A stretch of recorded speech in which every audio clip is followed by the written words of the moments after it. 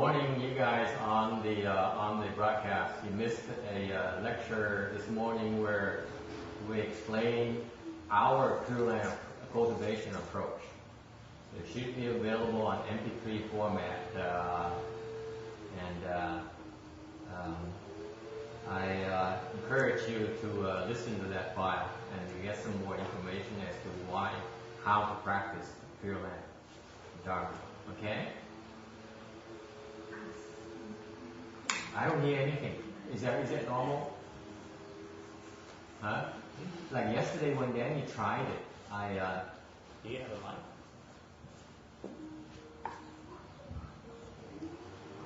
Vicky is calling. Answer. Okay. Jack Kang is what? He's calling. Wait a minute. Now it says full curtain call. Okay, guys, we're not sure what to do here. Because now we have a call from Vicky, which I answered. Now do I put the Jack then on? Danny's in the bathroom. Oh, Danny's in the bathroom. I never use Skype. I'm sure Bruce is online as well, so I can't hear anything though, because yesterday I could hear Daniel. Okay, anyway. Can you answer then? Click answer. By the way, take off the jacket. You don't need the jacket.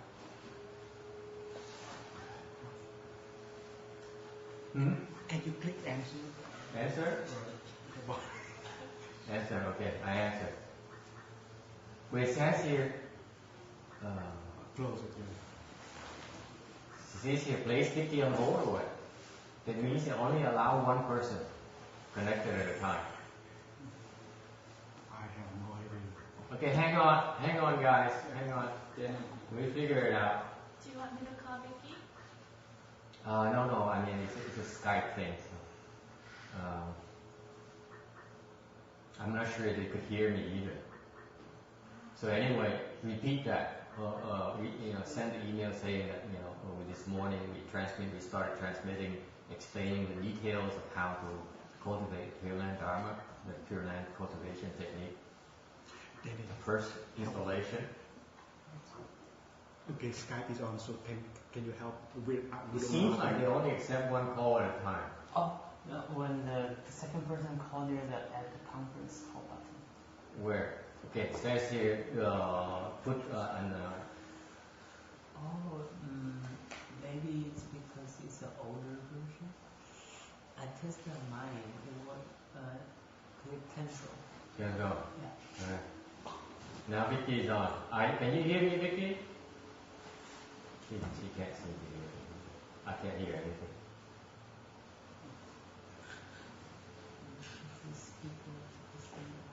Speaker? You saying it yesterday? Yeah, yesterday it was Yeah. How about we upgrade it real quick? Upgrade it away. Quickly, the people wait. Be patient, okay? We're debugging this. Xin lỗi quý vị nha, đợi tí xíu nè. Có nhiều người đang đợi cho muốn nghe cái này.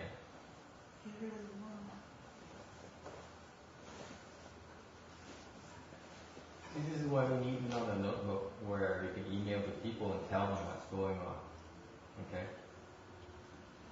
So next time bring your notebook along as a backup. But then they can email the questions in, for example, or we can email them because we have a list of these people.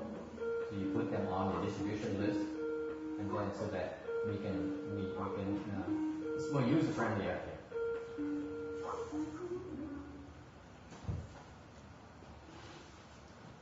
Okay, she says she doesn't have the microphone yet, but she can hear me. So the chat is on.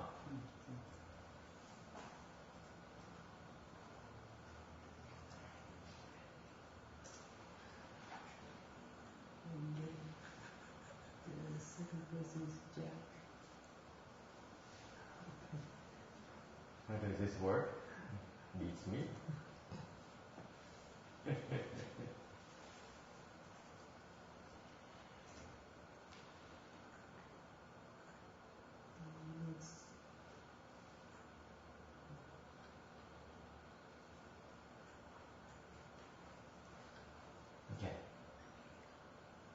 Let's do the Dharma request.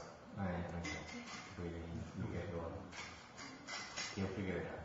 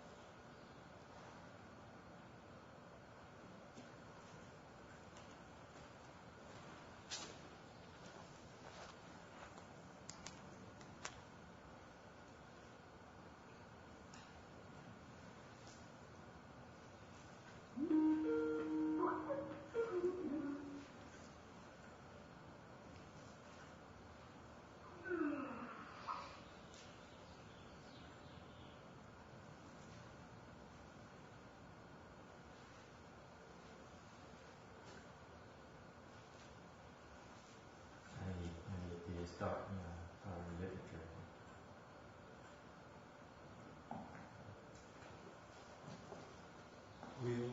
The sunshine with great virtue, out of compassion, for the sake of this assembly and all living beings, please turn the wonderful Dharma wheel to teach us how to leave suffering, attain bliss and birth and death, and quickly realize non-birth. Tung đến đại đức tăng thịnh, vì ngữ pháp hội cập nhật thiết chúng sanh, tình kiến diệu pháp luân giáo đạo ngã hồn, như há liêu sanh tư đi khổ nạn lạc, tâm chứng vô sanh. Homage to the blessed, noble, and perfectly enlightened one.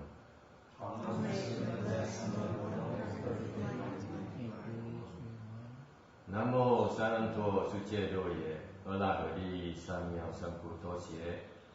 Nam mô Saranto Suche Doye,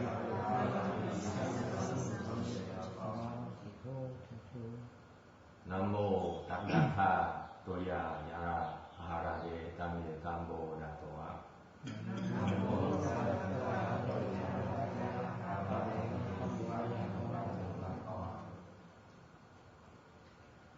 the unsurpassed, deep, profound, subtle, and wonderful Dharma, in 100,000 million eons is difficult to encounter. Now I have come to receive and hold it within my sight and hearing. I vow to fathom thus someone's true and actual being. Vô thường thầm thầm vi diệu pháp, bát kiếp nan tao ngộ, ngã kim kiếm nam văn họ trì, nguyện giải như lai chân thờ nghĩa. All Buddhas and Bodhisattvas, Earth Store Bodhisattvas, Venerable Shenhua, Venerable Sanghas, or good no advisors, Amitoko. Chư Phật Bồ Tát, kính thưa Địa Tạng Bồ Tát, kính thưa Hòa Thượng Thiện Hóa, kính thưa chư Ni, kính thưa chư Thiện Tri Thức, A Di Đà Phật.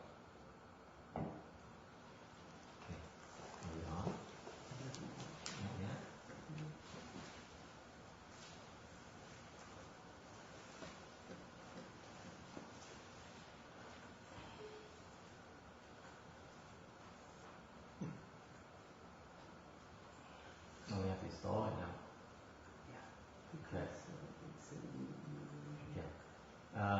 We're installing a new version of Skype, so let me take the opportunity to talk to you a little bit about sort of how much longer do you need? So it should be done in less than 3 minutes. Up, you mean? Should be up within 3 minutes? To Five give you an idea. 5 minutes talk. 5 minutes? Okay. Give you an idea as to how much I can talk, what I should be talking about.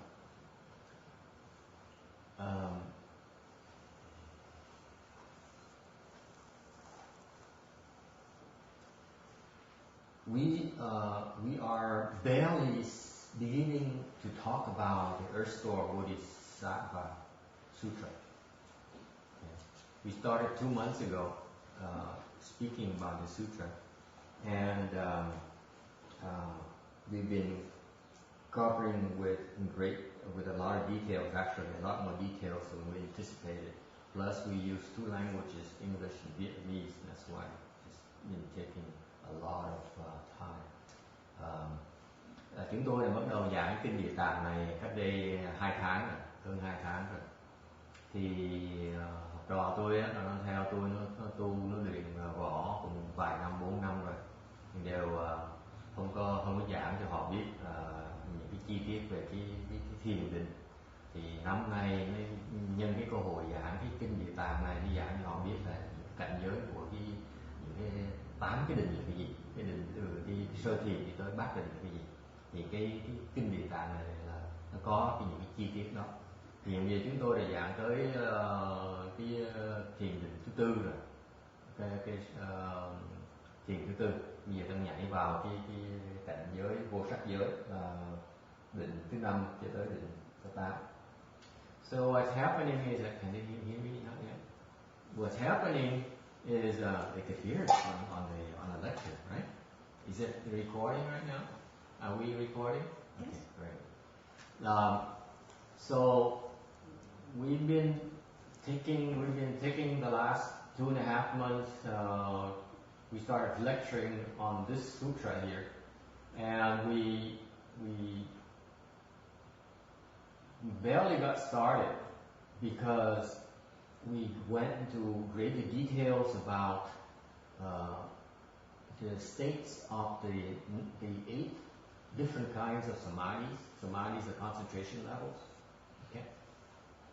So my pupil has been with me for a few years now, and they've been reaching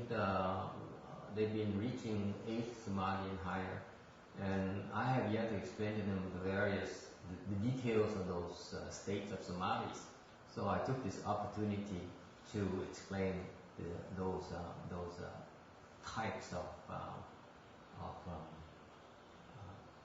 states. We're nearing the end of it because we got through to the 4th dhyana.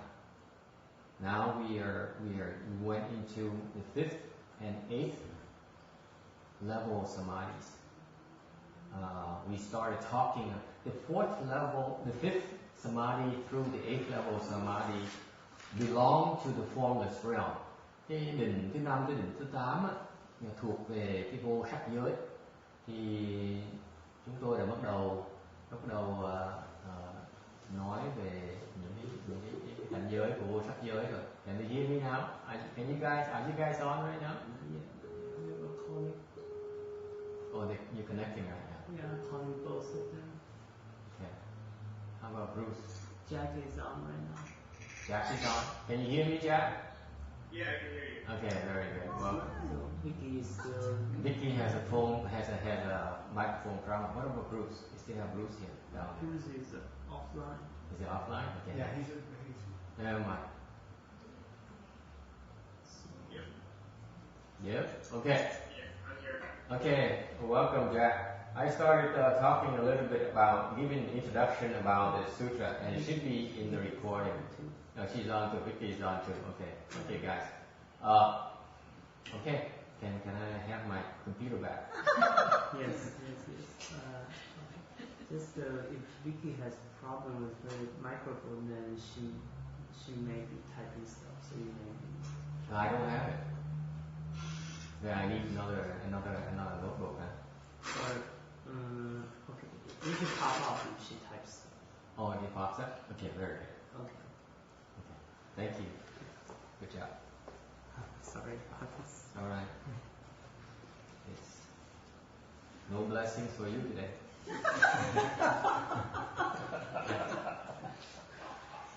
Use them all.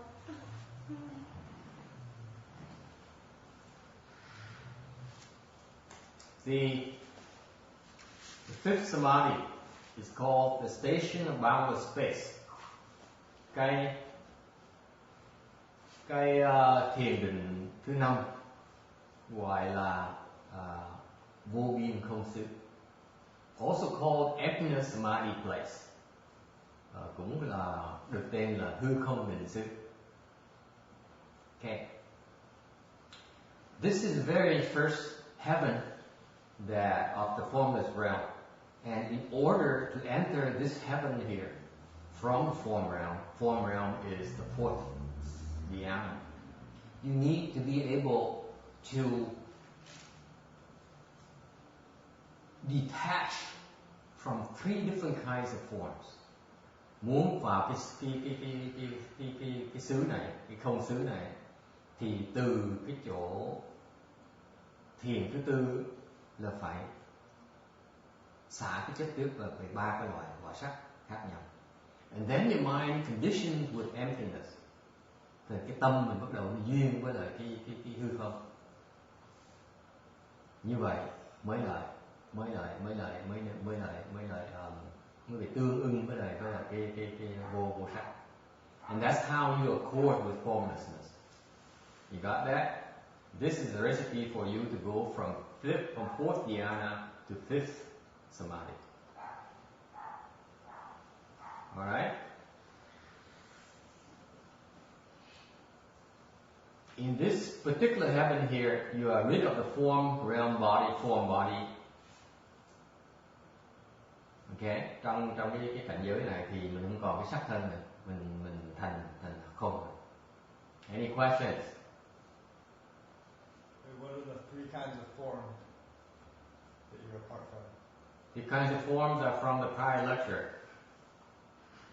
Cái câu hỏi là 3 cái loại sắc này. The 3 kinds of form on the prior lecture. We in slide. If you guys are online, we are on slide. We were on slide number 114. Lúc trước là mình ở cái slide số 114. Thì cái câu hỏi là cái 3 cái loại sắc mà mình phải xả là gì? Thì 3 cái loại sắc đó là được giảng từ cái phần trước, cái số 112. They were explained in the slide number 112.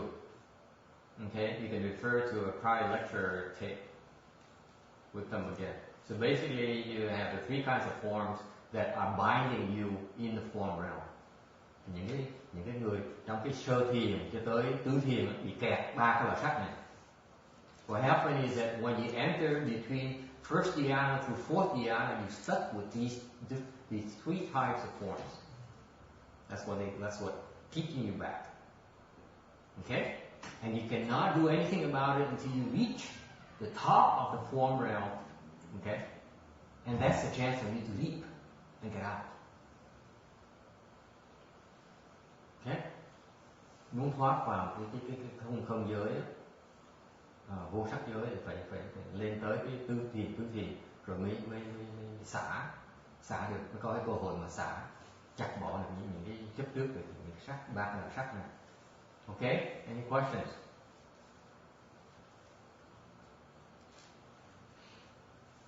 From 5th to 6th, xong tới từ cái ngũ định cho tới lục định nữa. And remember, 5th samadhi is your mind empties out. Trong cái ngũ định đó, thì cái tâm mình đó, nó duyên với lại cái hư không, thành nó thành không rồi. Thành ra nó còn kẹt vào cái không. In other words, your mind attaches to emptiness. That's the first time that your mind discovers a certain level of emptiness and it attaches to it. Thì cái cảnh giới mà vào cái cảnh giới mà cái ngũ định này thì mình thích dễ sợ, tại Mình xả được nhiều quá, mình thấy không ấy, thấy không được cái không. Lần đầu tiên thấy được cái không, thành thích cái đó, cái này hay quá, mình chấp vào nó là được. So what happens is that as soon as you discover this emptiness, you attach it because it's so wonderful. That's how you get stuck. So for you to move on, you have to let go of this attachment to emptiness. Thành khi mình vào cái cảnh giới của ngũ định rồi, muốn thoát cái này là phải xả luôn cái chấp quyết vào cái không đó, cái thích thú của cái không đó. Thì khi mình xả được cái đó thì mình duyên được với cái thức. So what happened is that from the fifth samadhi to move on to sixth, if you can let go of your attachment to that new discovery of emptiness, emptying of your mind, you can let go of that attachment, that fun, that pleasure, that bliss, then you can move on to empty out that attachment and move on. You condition with consciousness, and that's how you enter, and you draw this consciousness. Mình tìm được cái thức này rồi, duyên cái thức này, mình trụ được cái thức này, thì mình đạt được, nhập vào được cái ngũ định. That's how you enter the sixth samadhi. The station of boundless consciousness, nhập vào cái định này là vậy, ở cái thức vô biên sự. Yes, question. What is emptiness? Can you describe it? Or how you feel? Nothing there. Nothing. Cái hư không là gì? Hư không là không có gì trong nữa. Blank mind. It's nothing there. You find your mind is so much more refined. It's considered to be empty. It's not empty. The mind is not empty. But for this level of samadhi and the fifth level of samadhi, it's considered to be empty in a Chan standard as compared to lower realms. Okay? Cái câu hỏi là cái không là gì? Cái không này á, cái không thì ra có nghĩa là trong nó trống trong cái nghĩa là nó tương đối với cái thô, với cái mà không trống ở dưới, cái cảnh giới, cái định ở dưới. Cái thiền tông nó rất là chính xác. Từng một cái tầng lớp như vậy nó có một cái cảnh giới trong đó. Mà đối với trong cái nhà thiền thì cái ngũ định là nó thành không. Ở dưới tứ thiền trời phía dưới là vẫn chưa không. So what happened is in a Chan school, in a Chan school, the fifth samadhi is considered to be emptiness, and below that, fourth and to the first dhyana and lower, they are full of dread in the minds. Does it answer your question? Don't worry, folks. If you jump in the middle of it, it's going to take you some time before you come up to speed. We have some lectures, the prior lectures you're most welcome to listen to, and so be patient. Cái gì mới bắt đầu nghe thì đừng có lo, từ từ. Thứ nhất là cái ngữ vựng, cái danh từ nó mới, nó khác, với lại cái phần là cái phần chi tiết nó cũng rất là nhiều chi tiết hơn nhiều khi cái gì kiếm sách đọc thì chắc là kiếm gì nữa được cái chi tiết đó được nữa. Thành ra kiên nhẫn từ từ cái đại thừa nó thấm từ từ qua, chứ không phải là một ngày một đêm mà nó xong, nó thấm từng giọt. Học pháp là phải như vậy, kiên nhẫn. So what happens is you learn Mahayana, you have to learn the first requirement is you have to learn to be patient, because the instructions permeate through gradually, and it takes time to permeate through your obstructions. Okay? Any questions? So we on slide number 115. Mình đang ở cái slide số 115. Now, from the sixth level samadhi to the seventh, that's where it is very difficult. So far, from fourth to fifth is very difficult. From fifth to sixth is not that hard. From sixth to seventh is hard. it gets harder. Từ tứ thiền tới ngũ định là khó, không phải là dễ đâu. Tại vì quý vị không biết làm sao mà làm không được, làm trống được, giống câu hỏi hồi nãy nói, làm sao trống gì bây giờ, thấy không? Phải ngồi suy nghĩ. So you have to figure out what to empty out, how it becomes empty. As you process, as you continue to practice, it will become clearer. It's not something that can be explained. Okay? It's something you must be done. Muốn từ cái tứ thiền tới ngũ định là phải làm, nhưng mà ngồi mình giảng nghĩa không tới đâu được đâu. Nó làm từ đầu nó sẽ tới. Okay? So that's the secret. The secret is that there are a lot of people who are chant enthusiasts, cultivation enthusiasts, and they figure that they're so curious and they want to know so much. So they do research and they read up all these things and then they say, I got it. And what they forget to do is to cross the legs. Because they cannot really understand the explanations, these key notions, these key principles until you cross your legs. That's when they become clear. Okay? Thành cái tu nó léo từ đó. Mình có thể mình ngồi mình nghiên cứu kinh điển, là nghiên cứu những sách thiền, những sách tịnh độ, sách là mật tông là đầy đủ hết, biết hết tất cả những lý thuyết. Mình phải ngồi mình xếp bằng, rồi mình tiếp tục mình tu theo phương pháp mà được truyền để mà tu, thì từ đầu những cái lý thuyết này sẽ hiểu ngay lập tức. Không thể ngồi ở đây mà giảng hết được, không thể đọc hiểu, phải ngồi xếp bằng hiểu được. Okay, that's the secret about cultivation, folks. It's not about understanding. It's about crossing your legs. Then you understand at different level. Okay?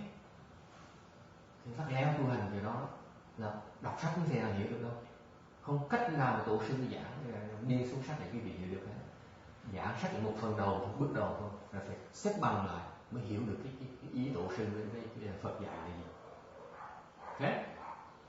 So from 6 to 7, that's where a lot of fun happens. It's very difficult because khi mà từ tới lục định đến thất định thì không phải chuyện dễ đâu. What happened? Here's the key behind it. This is why it's so difficult. The bliss gets even more refined. Cái lạc nó càng ngày càng vi tế, nó càng ngày càng sướng. Thành ra mình càng ngày càng chấp vào cái lạc đó. So what happens is that people get stuck in the 6 because they attach to that bliss. Okay?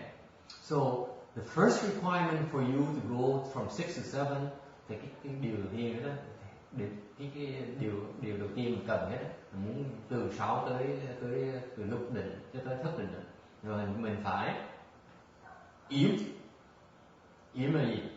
Yếu là chán, không thích. Okay? You need to detest, not to attach the consciousness, the bliss from that state, from a prior, from the current level somehow. Okay? You detest or renounce consciousness. Say, hey, what's the big deal? So it's now I'm at the level of consciousness. Okay? You don't realize how difficult it is because quý vị không có thể nào tưởng tượng cái chuyện nó khó chừng nào. Imagine this. All these yogis, all these Taoists, okay, for them to make it to 6th level samadhi is extremely difficult.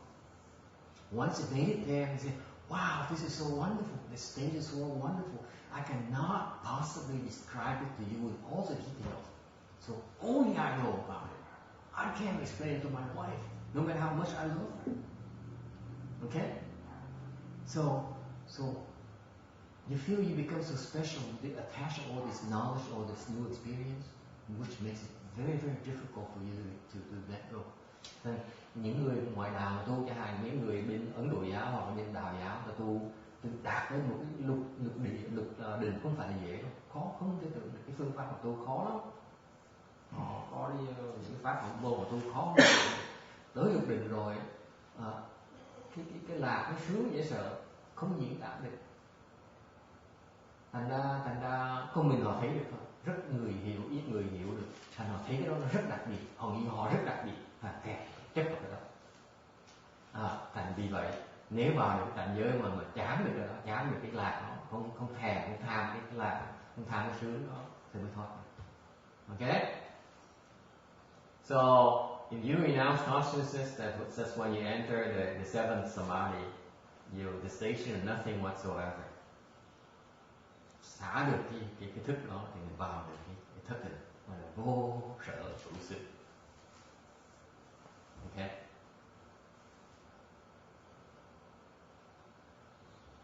Also called station of non-use. Còn tên khác là vô dụng sự. Okay. This is where the Chan patriarchs are very compassionate. Đây là cái chỗ mà mình thấy cái dụng tâm những ngài tổ sư rất là từ bi. Tại vì nếu như mà giảng cái vị không á, là nói là cái định này gọi là cái định là không có vô hữu xứ, thì quý vị suy nghĩ tìm cách ra. If we explain it to you only, we leave it to you only, for example, that this is a station, nothing whatsoever, it's still pretty difficult for you to figure out how to break in, to leap to this level. That's why they give you a hint by calling it a different name. Bởi vì các ngài tổ sư mới dùng cho một cái tên khác gọi là vô dụng xứ. Vô dụng xứ nghĩa là gì? Vô dụng xứ nghĩa là trong cái định này mình không có dùng tất cả những cái cảnh giới. Những cái giới ở trong có nghĩa là ở trong mình cái cảnh giới, và trong mình là nó cái căn bản, cái nền móng của những cái cảnh giới mà ở trong mình thấy được là cái nền móng họ đó là nó dựa trên những cái thức, những cái cảnh giới ở ngoài đó. Okay, thì nó dựa vào cái không ở ngoài. Okay, so what happens is that when in this samadhi here of non-use, you do not use any states, all states.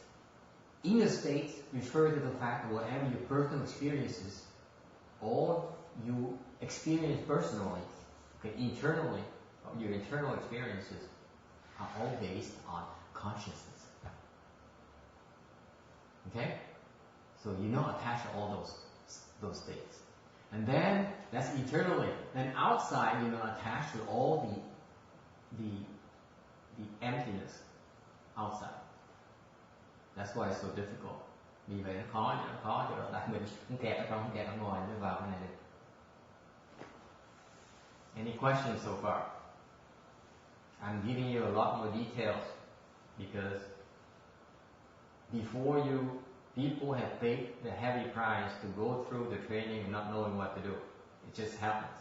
Now I'm documenting the actual process, the actual principles behind this for future reference, so that in the future people can look at this and figure out, make it easier for them to enter these samadhis, or you yourself can look at this and say, did I experience this? Then you can look at me and say, hey, you've been pulling my leg, you claim I'm a 7, but I still have all these, I'm not empty yet. So you've been pulling my leg. Give me my money back. All the donations, give them back to me. Okay? Tại sao tôi làm như vậy? Dạ, tại vì có những người trước cái việc theo tu với tôi là mấy năm rồi, mà tôi không giảng gì hết, tôi chỉ giúp tu thôi, chỉ phương pháp tu thôi. Thì họ biết phương pháp tu mà họ hiểu cái lý thuyết.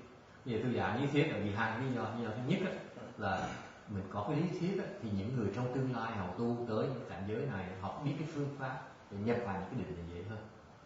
Này phải lý thuyết, phải hiểu những cái muốn vào cái định này là phải qua cái ải này để vào cái định này được.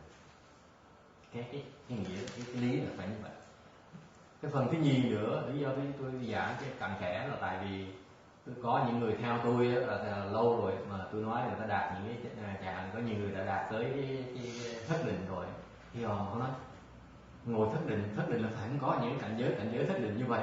Mà ông đã nói tôi đạt là thất định rồi mà tôi vẫn chưa thấy những cảnh giới này, tức là ông thầy này, ông Ba La, ông xạo của tôi, thằng có quyền là tới đòi tiền lại tôi, sao hết, là bao nhiêu cũng gì tôi trả là hết.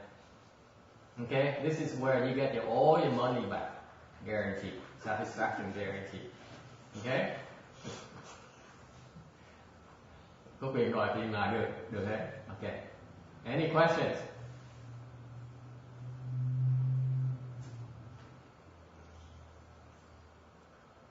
There's the stage of non-use.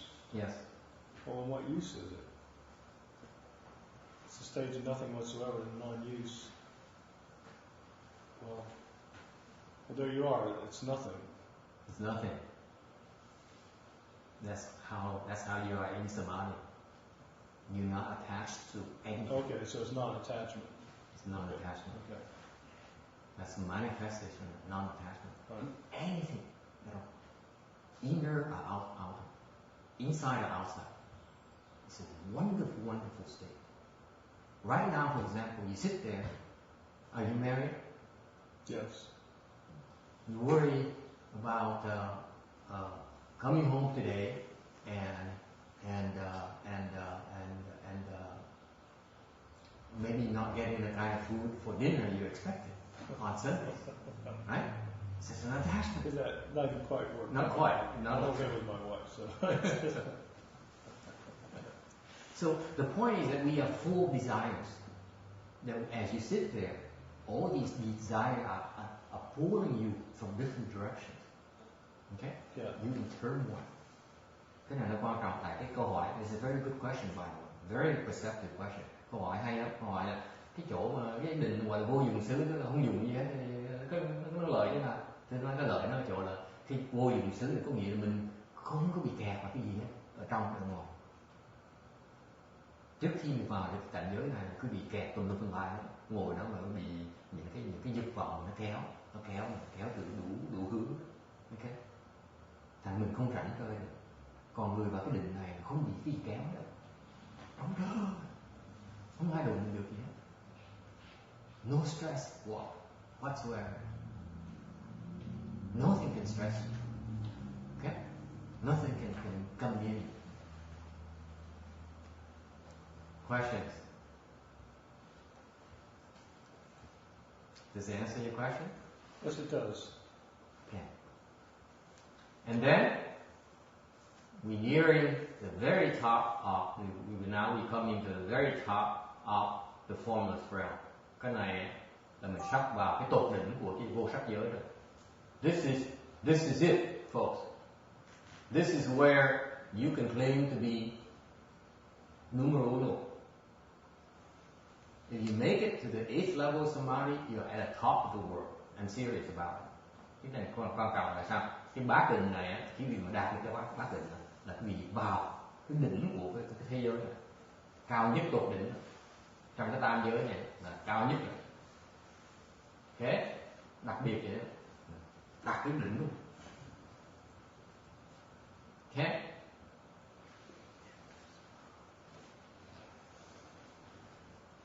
How do you get there? Sao tới đó? The 8th level of samadhi, the heaven of neither thought or non-thought.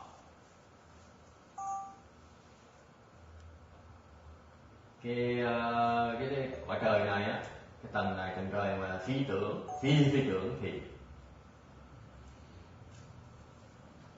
thì where consciousness is practically non-existent. That's why it's said to be no thought.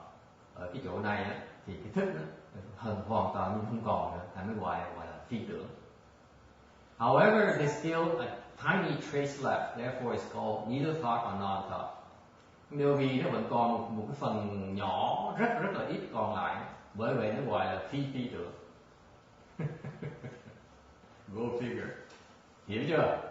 See, it's that simple. If you get to this state, then you know what this is about.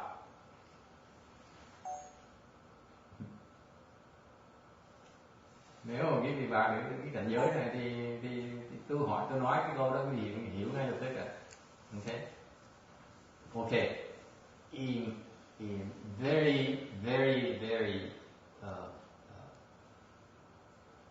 coarse words, at this level here, the consciousness is so fine. Tới cái nói cách mình giảm gì thôi nghe, rồi tới cái thiền định này, cái thức mình nó vi tế không thể tưởng được, mới đạt được cái cảnh giới này. Okay. This samadhi here does not condition with consciousness station. That's why it's called non-thought. Cái định này á, thì mình không có duyên với cái định thứ I have a typo, định thứ 6. At this level here, the 8th level samadhi people, they do not condition with the sixth samadhi. Then there's not condition with the 7th level samadhi either. So it is not conditioned with the station of non-use. Okay, that's why it's called not non-thought. Vì nó không có duyên với cái định thứ 7, thành mới gọi là phi tưởng. Okay, there's another way to explain this according to the Chandamador. By the way, folks online, we are on slide number 117. Ở đây cái slide số 117. According to the Chandamador, dùng cái thiền môn để mà giảng nghĩa cái này á, thì in the midst of samadhi, you do not perceive any marks. That's why it's called non-thought. Trong cái định này á, thì mình không có kiến tất cả những cái tướng mạo, mới gọi là phi tưởng. Furthermore, you're not dead yet. Okay, you still have this knowledge of this something called non-thought. That's why it's called not non-thought.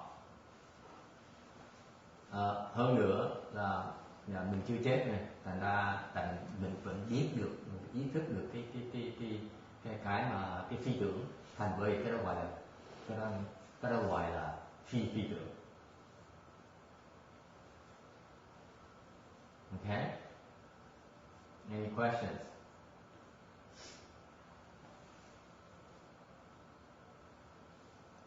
Yes.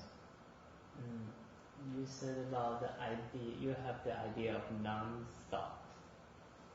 Like, you still have an idea that no, it's not a thought. What's the question? I don't understand. The question is, you said at this level you still have an idea of something. That's why you are at this level. And this idea, at this level here, the consciousness is extremely, even finer than a higher level. Even more refined. Okay? That's why you have to cross your legs for you to get there. You can't describe it. You can only describe by comparison to a prior state. Nên là hỏi là cái này là cái ý thức này là sao? Thức này là sao? Tôi nói đại khái là cái ý thức mình, cái cảnh giới này là cái ý thức nó nhìn không thể tưởng được. Thành ra thường mình diễn mô tả những cái cảnh giới này bằng cách là mô tả thoát ra cái cảnh giới trước. Bởi vì mình ngồi tu thấy không thể nào ngồi giảng được. Okay? Ai thắc mắc gì không? Any questions?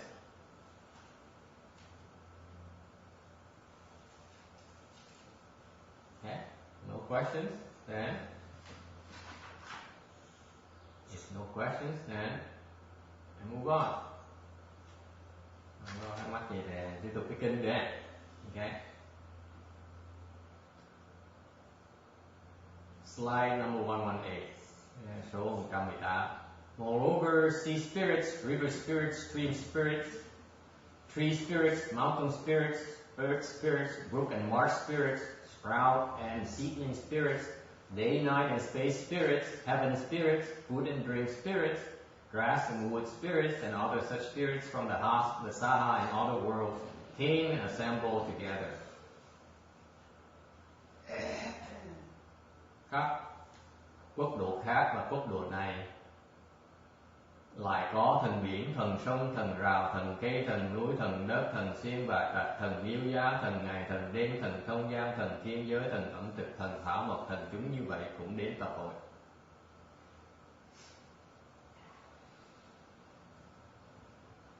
all these beings here were assembled here at that Dharma assembly to listen to the Dharma have prior affinities with Shakyamuni Buddha.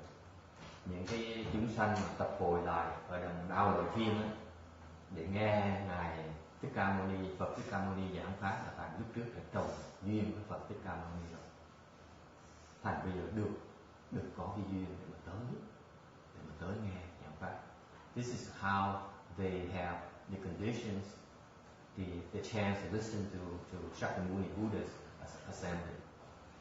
In this here we refer to water, okay, which is the most abundant great element in the universe.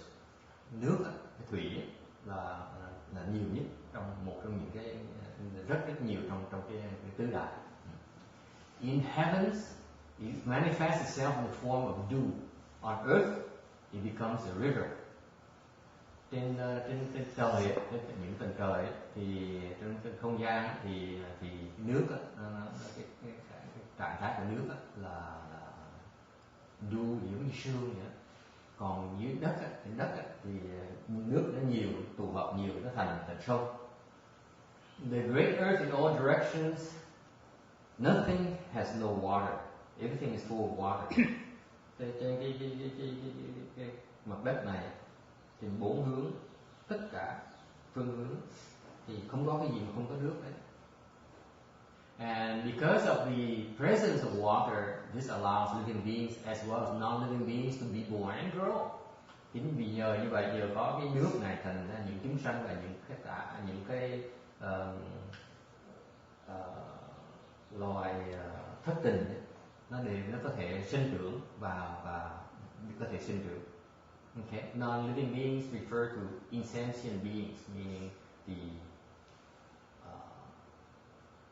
non-living things. Okay. Like the woods, which is not a non-living, which is not a living being. The long Agama Hinayana store says that the heaven mandate rain, and without the present heavenly water pearl, the heaven and earth will be submerged. Cái nước tứ đại nó nhiều đến độ là nếu như không trong cái ông tứ thiên vương ấy, ông tứ thiên vương có một cái châu gọi là tiêu thủy châu. Nếu không có cái tiêu thủy châu đó thì những cái tầng trời ấy, của từ ông Đao Lợi Thiên cho tới quả đất ấy, đều bị nước ngập hết. Đó là theo cái trường kinh trường hàm giảng chi tiết. Chú có đọc cái này chưa? Chưa. Cái này là thực tế mình là tại không, bởi vì mấy ông tứ thiên vương quan trọng cái đó họ phải có họ mình không bị chết đuối. So this is one of the functions of the four heavenly kings up there, because with their existence, they are preventing us from being drowned. Okay? Everything in our cosmos happens for a reason. They all exist there because they serve a purpose. Yes. I have a more basic question. So we have the realm, for the nine realm. What is the relationship, or is there any relationship of those 8 levels of samadhi with the realm? The nine realms. Cái câu hỏi là cái cựu giới trong cái Phật giới đó, cái liên hệ những cái cựu giới thập giới đó với cái bát định với cựu định là gì? The 9 realms or the 10 realms refer to the general classification of living beings. Cái cựu giới với thập giới là những cái giới đại khái của chúng sanh. Chúng sanh phải ở trong 9 cái giới đó. Okay? So those are where generally living beings can be classified as belonging to. Thì những cái gọi là chúng sanh phải ở trong một trong cái 9 cái giới đó. Okay. Whereas the 8th level samadhi, the 9th level samadhi refers to your samadhi level when you cultivate, your attainment level where you are. Ngược lại, cái bát định hoặc cửu định là nó nói về cái cảnh giới, cái trình độ tu hành của mình đạt tới chừng nào. When you cultivate, you reach a certain level of attainment. That's your samadhi level. That's described as samadhi. So those 8 levels of samadhi can exist like if I'm an animal. Yes. And if I do cultivated. Yeah, you can cross your legs. Yes. then those 8 levels. You can attain those states. So those 8 levels can exist in also bodhisattva. Yes. Yes. Thành ra cái cửu giới là mô tả chúng sanh, những cái loài chúng sanh. Còn cửu định là mô tả được cái trình độ tu của họ đạt tới đâu. Okay? Thành ra, that's a good question because let's say you practice Chan or you practice secret school, you tantric dharma, the Tibetan dharma, or you practice Pure Land. In your practice, you better know where you are. Because in your practice, you reach a certain level of samadhi that's classified between 1 and 9 or higher. Okay?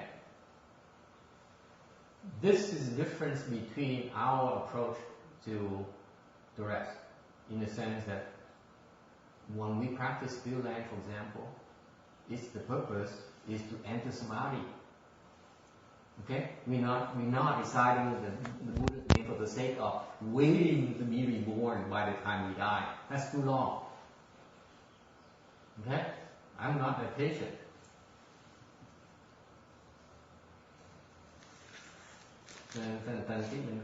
Cái tu hành mình khác cái chỗ đó là quý vị tu mật tông, theo tụi mấy nhóm Tây Tạng họ quý vị tu thiền tông, rồi quý vị tu tịnh độ tông, thì cái đó là một cái loại dụng công đó là cho quý vị đem quý vị tới một cái trình độ nào đó. Ok? Thành ra khi mình tu nó ngược lại mình tu là sao? Mình tu để mình nhập định. Nếu tu mà nói để tu để mà niệm Phật không, để mà vãng sanh thì nó lâu quá. Chừng nào mới biết được vãng sanh? Trước khi mình vãng sanh mình phải biết mình đã định thế nào, mình có thể nhập định được hay không? Ok? Cái đó không phải là tu. Cái còn nó tu mà cứ ngồi nó tưởng tượng là mình sẽ, người ta hứa mình vãng sanh, ngồi mình đợi vãng sanh mình chết rồi. Cái đó là tu hơn nhà nào.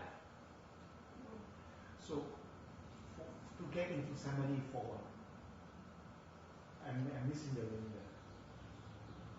You have to cross your legs. You can't talk about it. Alright, to get into the samadhi for rebirth, easier rebirth, or not necessarily. Each samadhi has different requirements. But why do you want to get into the samadhi? Because according to Pure Land Dharma, if you enter the Buddha recitation samadhi, you guarantee rebirth. That's one. Cái câu hỏi là tại sao? Câu hỏi về nhập định nhập mà niệm Phật tam muội làm gì? Nhập niệm mình không muốn đòi để mình chết, mình mới vãng sanh được. Mình muốn nhập niệm Phật tam muội càng sớm càng tốt. Tại mình niệm Phật, nếu mình nhập được niệm Phật tam muội thì mình được cam đoan sẽ được vãng sanh. Không cách nào mình khi mình chết mình sẽ vãng sanh. Phật cam đoan như vậy. That's what the Buddha guarantees. At death time, they will come and bring you to the Pure Land. Yeah. But isn't for this very life that samadhi is on the way to wisdom, precept samadhi wisdom? And Yes. isn't it that the more wisdom we have, our rebirth is better? Yes. It's like right now. 9 grades. 81 grades. But right now in the human realm, we have 50% emotion, 50% wisdom. Yes. So in order to go to the heavens, we have to have a bit more wisdom and less emotion. Yes. If we have more emotion, we get reborn into the animal, the Yes. greed, and then it goes to hells. Mm-hmm. It's because of more emotion, right? So Right. the more wisdom we have in this life, when we go, hopefully it's intact, and we have more assurance of a better rebirth. Yes, but there's another reason. Khi ông nói là theo kinh Lăng Nghiêm giảng that the basis of your assertion is the Shrangama Sutra. Okay, that describes where they classify the sensing being as a combination of emotions and mind and intellect. It's not wisdom, intellect. Okay, you don't need wisdom. If you need wisdom, you must have wisdom, then you're in trouble because I have none. Okay, it's the intellect we rely on. So it's a combination of intellect and emotions that determine where you are. Okay, in your tendency where you're going to be born.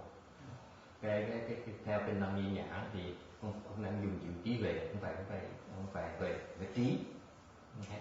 Trong kinh Lăng Nghiêm giảng là cái loại hữu tình mình là tùy có một cái phần của tình cảm, cái phần là trí, cái lý trí.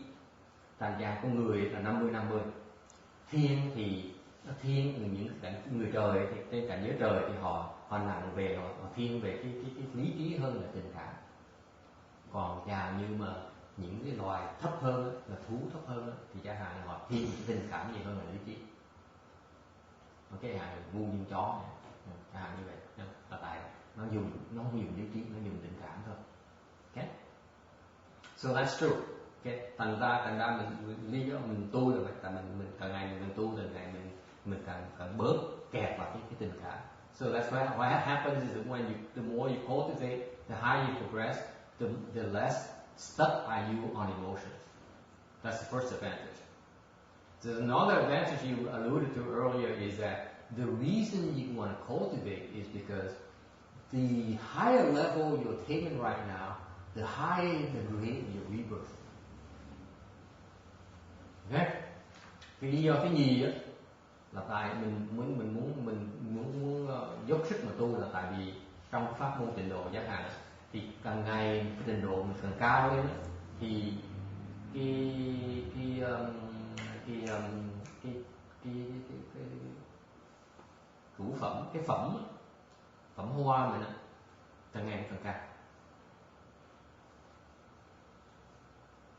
Okay. Vì vậy càng ngày mình càng tạo ra cái định lực mình càng thâm sâu thì càng ngày cái phẩm giá mình khi mình vãng sanh cao. Để chẳng hạn như ví dụ như những cái người xuất gia, người ta xuất gia ni với sư xuất gia, chẳng hạn như nếu họ đạt được sơ thiện, sơ quả thì khi họ vãng sanh họ đạt vào cái thượng Phật. Because in the Pure Land Dharma, your level of attainment determines the grade of your rebirth.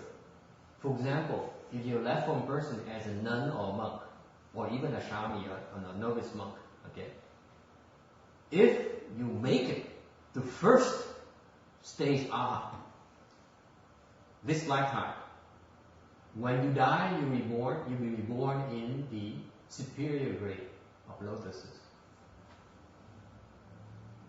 Okay? You're pretty high up there. That's why you want to keep on working hard. You're not wasting time. Okay? Thành bởi vậy khi mà mình đạt càng ngày mình càng phải dốc tâm tu, tại vì càng ngày tu càng cao thì cái phẩm giá mình vãng sanh càng ngày càng cao thêm. Okay? This is why, folks, this is where the Pure Land and Chan school have in common, or the secret school have in common, because you want to keep on progressing because it makes a difference in the final outcome, your rebirth. Thành ra cái trình độ tông hoặc là bậc tông thiền tông nó giống nhau vậy đó, là mình phải tiếp tục dốc sức mà tu, tại trình độ của mình đạt được thì nó sẽ quyết định tới cái phẩm giá của vãng sanh, cái vãng sanh, cái cuộc đời sau. Okay? Yes. I like to make sure my understanding. So let's say higher samadhi, I have the chance to be born in the higher realm. Higher realm. If you don't make it to the Pure Land, And if you make it to Pure Land, you'll be born a higher grade. So there's two. It's both ways. This is why the Pure Land Dharma is very important for that reason. Okay, So for both worlds. So if I cannot go to Pure Land, at least I have a chance. You have a chance of being born a good path. And if I go to Pure Land, then it's Higher grade. See that? It's very critical. This is why the Pure Land, this is why when you practice the Dharma, you need to understand what is going to bring you. This is where we're different in that I want you to be aware, be conscious of where you are and why you're doing this. Because reciting Buddha's name by itself is not good enough. If you recite a mantra by itself is not good enough. You do chant by itself is not good enough. You better know where you are and where you're going. Time is not the essence. Okay? Tại vì cái mình tu tại sao? Tại nếu như mình tu trình độ mình đạt cao thì khi mình chết thì kiếp sau á, nếu mình không được vào cái vãng sanh, không được vào Phật độ, tịnh độ thì mình được sanh cái quả tốt, nhiều phước hơn, ok? Nó thoải mái hơn, sung sướng hơn. Còn nếu như mà mình sanh được vào vãng sanh được vào tịnh độ á, thì cái phẩm giá mình nó cao hơn, tiết phẩm mình nó cao hơn. Bởi vậy cái dùng công mình không có phí vậy. That's why your cultivation is not ever wasted. Những cái sức mà mình, all the efforts you put into cultivation, you're going to reap the benefits at the end of your life right now. This is real, folks.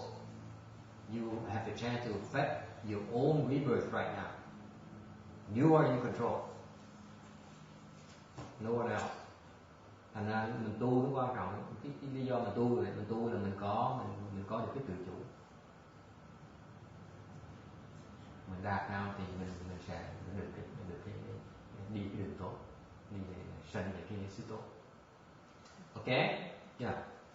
Di Đà Phật thưa thầy, theo cho con có câu hỏi nhất, có những số người mà cả một cuộc đời họ dụng công niệm Phật hoặc là thiền định, rồi sau khi chết gọi là cận tư nghiệp, vì cái nghiệp nó có bị chi phối không? Bị nặng dễ sợ. Tùy cái mỗi người. So the question is that let's say someone is reciting the Buddha's name all his or her life, okay, and what happens at the end of his or her life? Will he or she be affected by the karmic obstructions? And my answer is big time. Khi mà chết là lúc đó là nó bị, lúc đó nó vây, nó quấn điên, thất điên bạc đạo.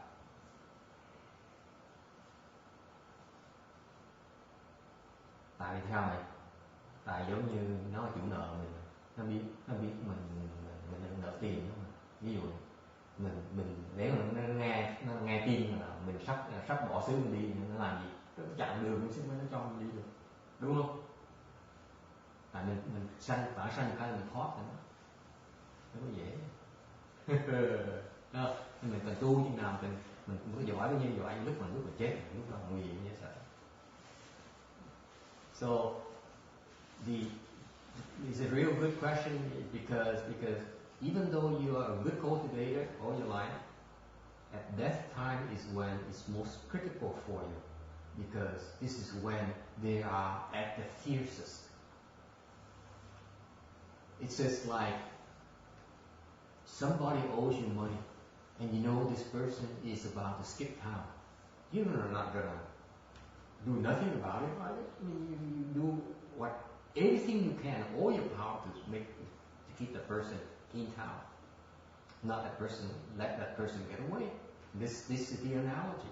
All your enemies, all your debtors, okay, all the owners of your debts will be coming, knocking on your door, because if you are reborn to Amitabha's Pure Land, that's it. There's nothing else it can do to you. You're free and clear.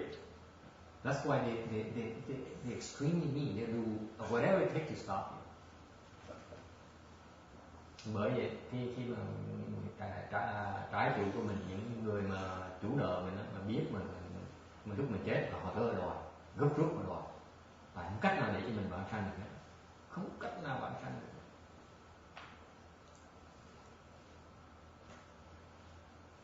Yeah. So you're saying that if you manage to be reborn in a Pure Land, your karma is gone then? No, it's not gone. Okay. It's on suspension. It's on suspension. Okay. So eventually you're probably going to come back to Earth at some time, right? Sometime if you come back to this area, and it's waiting for you when you come back. It's waiting for you. But it should be It's a good better question. able to deal Excellent with it. question. You should be better able to deal with it after having been to Yeah. Hopefully. Hopefully. That's the whole point of rebirth. Right. I was under the impression we go to if we get to the Pure Land, that really we don't really stay there. We really are like going to a training camp, and then it's like Bodhisattva school and then you finish your karma there, and you have to come back and do good deeds too. So it's not like you just stay there forever. It's a matter of choices. It's not fixed. It's not fixed. You can come back before you become a Buddha, or you can come back after you become a Buddha. It all depends on a lot of factors. Also in the impression that you have a better chance of getting there if you make a vow to come back and help living beings too. Not necessarily. Not always. You don't bargain with the Buddhists. See, it can be construed as a bargaining. That's why it doesn't work. That's why we don't like, it should be explained in that fashion. There's no direct correlation between those two things. Lần này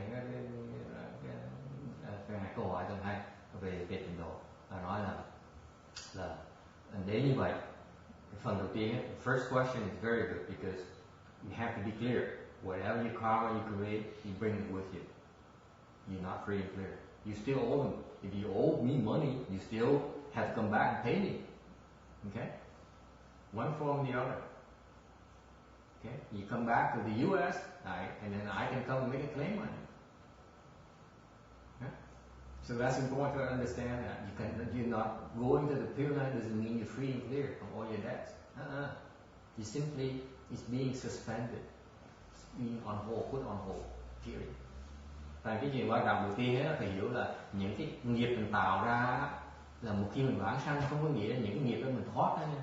Quý vị mà tạo nghiệp á, làm bậy làm bạ là những cái nghiệp vẫn còn đó, vẫn ngồi trên đầu nữa đó, vẫn nợ trên đầu nữa đó.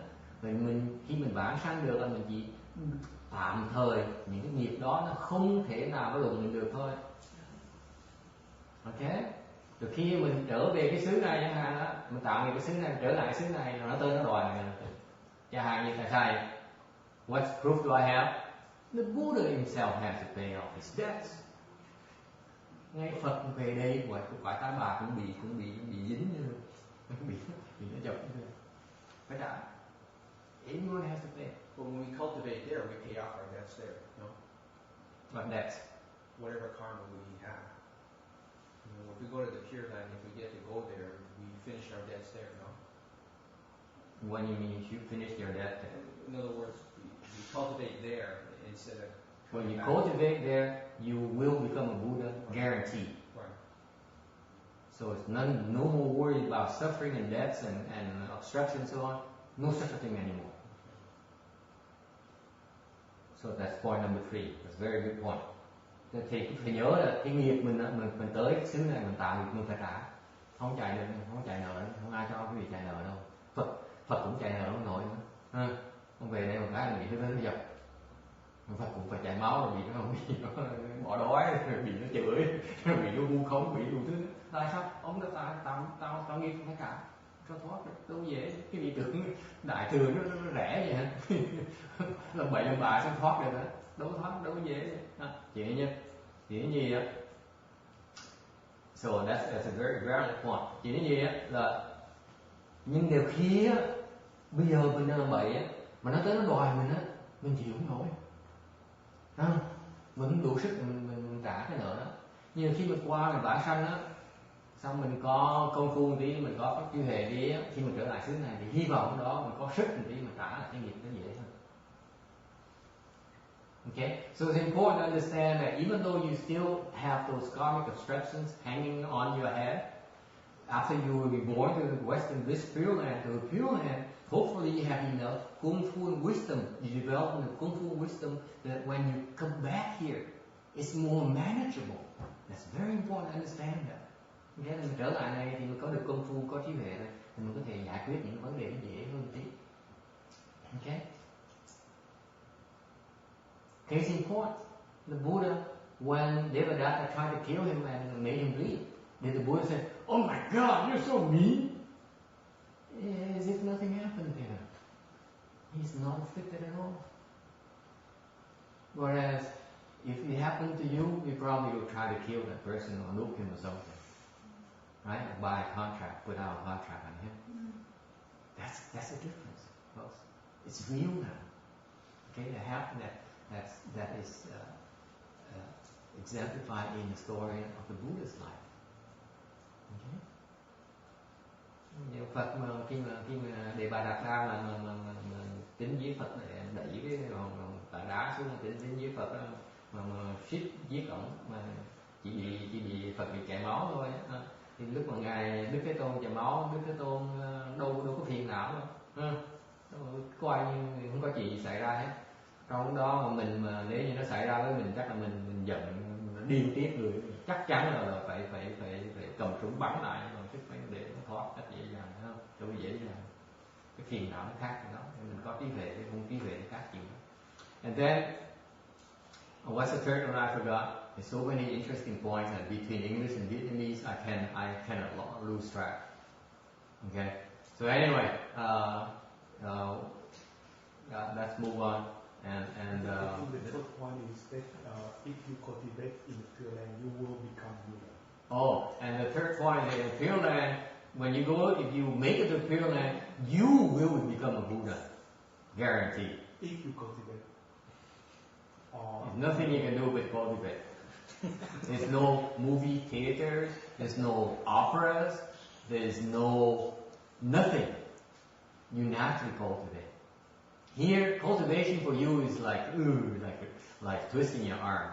Okay. Over there, cultivation is just a fact of life. Living is cultivation. Here, cultivation for you is unnatural. Over there, is totally natural. It's the reason for your being. Nhưng mà thứ ba là khi mà phạm sanh là mình do một cử động mình sẽ thành Phật. Thì hỏi là không cần tu thành Phật, nói không phải không cần tu, mình sống ở đó cái trình độ là sống gọi là tu. Còn ở đây á, sống ở đây là hưởng thụ, như vậy sống ở đây gọi là tu, nó khác nhau đó. Nó lệch đi xíu thôi. Là bên mình ở xứ cõi Ta Bà này mình tu là giống như chuyện bất đắc kỳ dĩ vậy. Mình không thích thú thế nào hết. Còn tu bên tịnh độ là tu là chuyện tự nhiên, tu giống như sống, tu giống như ngủ, tu giống như ăn, không khác gì hết. And you know what? For that matter, let me tell you, if you have real kung fu, that's where you are already. Okay? Yeah. Cho con hỏi là khi mà các vị mà tu mà những tất cả các từ thiền mà thầy đã giảng á, thì con thấy nếu mà những vị nào mà đã tu tới cái cửu định hay bát định thì con nghĩ đi vào ra tự tại tất cả các cái từ thiền đó.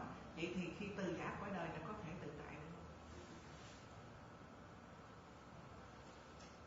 Tức là khi hiện tại họ còn cái thân này, họ đi tu vào được vào những cái từ thiền đó, thì khi vào ra là tự tại, vào thiền là khi họ định liền, còn khi ra là sống cái cuộc sống hiện tại, mà khi mà từ giả cõi đời này thì họ có thể tự tại được. Nếu có đủ có cơ hội vào nhập định thì tự tại được, không nhập định được là ráng chịu. Tưởng dễ nhập định hả?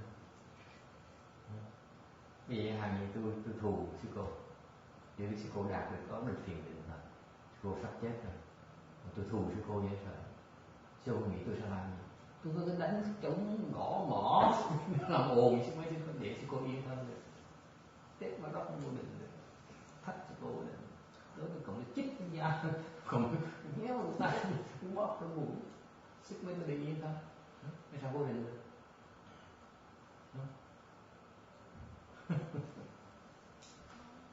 So the question is, suppose you enter the 8th level of samadhi, and you're very good at that. So does it mean at death time you can enter samadhi and be in control? The answer is no. Absolutely no.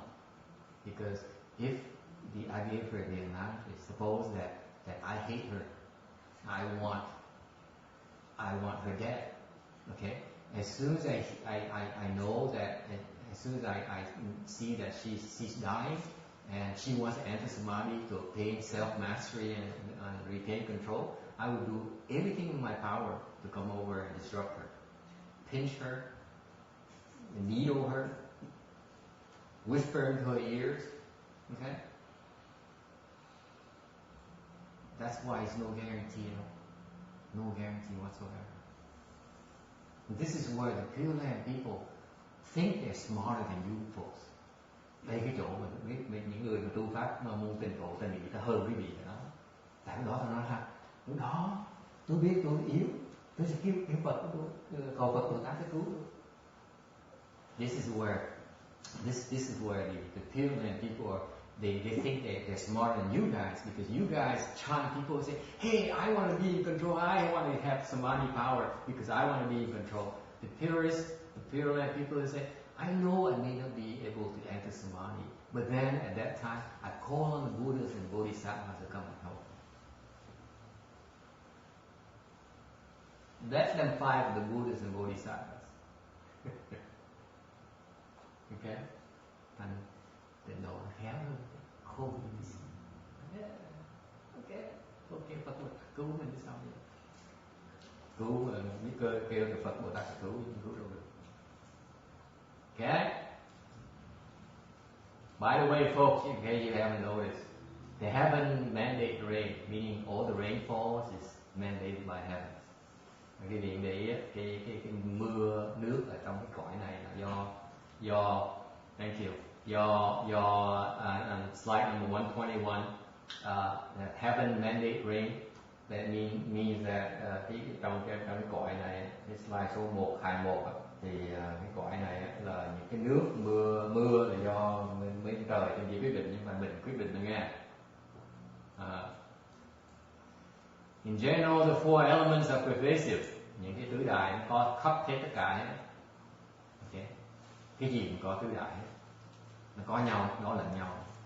They even exist within themselves, and they are non-obstructive. Bốn tứ đại có mà nó không có cản trở nhau. Next slide. Okay, next slide. Number 122. Số 122. The sutra text refers to spirits, thần. Spirits, because they have different types of spirits, different levels of spirits, because their practice is different. So they have different, they receive different retributions. The spirits can be extremely wealthy, they are medium wealth, or they're extremely poor, just like us. Những cái thần, tại vì cái tu hành họ khác, và là cái quả báo họ khác. Và những cái thần, có những cái thần họ có thể rất là giàu, họ có thần rất là nghèo, họ có thần trung bình giống như mình vậy đó, có báo giống như mình. Okay. Over here the text lists the sea as the first spirit, because the sea is the king of all valleys, and all four continents are contained within the sea. The heaven, earth, and four directions, the sea water is connected. Okay. Earth lies within the water. Biển là thần biển là đề cập ra đầu tiên, là tại vì cái biển là vua của những cái valley, tiếng Việt là gì ha? Thung lũng, hai điều thung lũng. And những cái bốn cái châu đó đều ở trong đều phải nằm ở trong nước hết. Trời đất trên bốn hướng thì nước biển là nó đều bị nước biển thông qua hết. Quả đất này chỉ nằm trong nước biển thôi. Okay. Sea spirits. Slide number 123.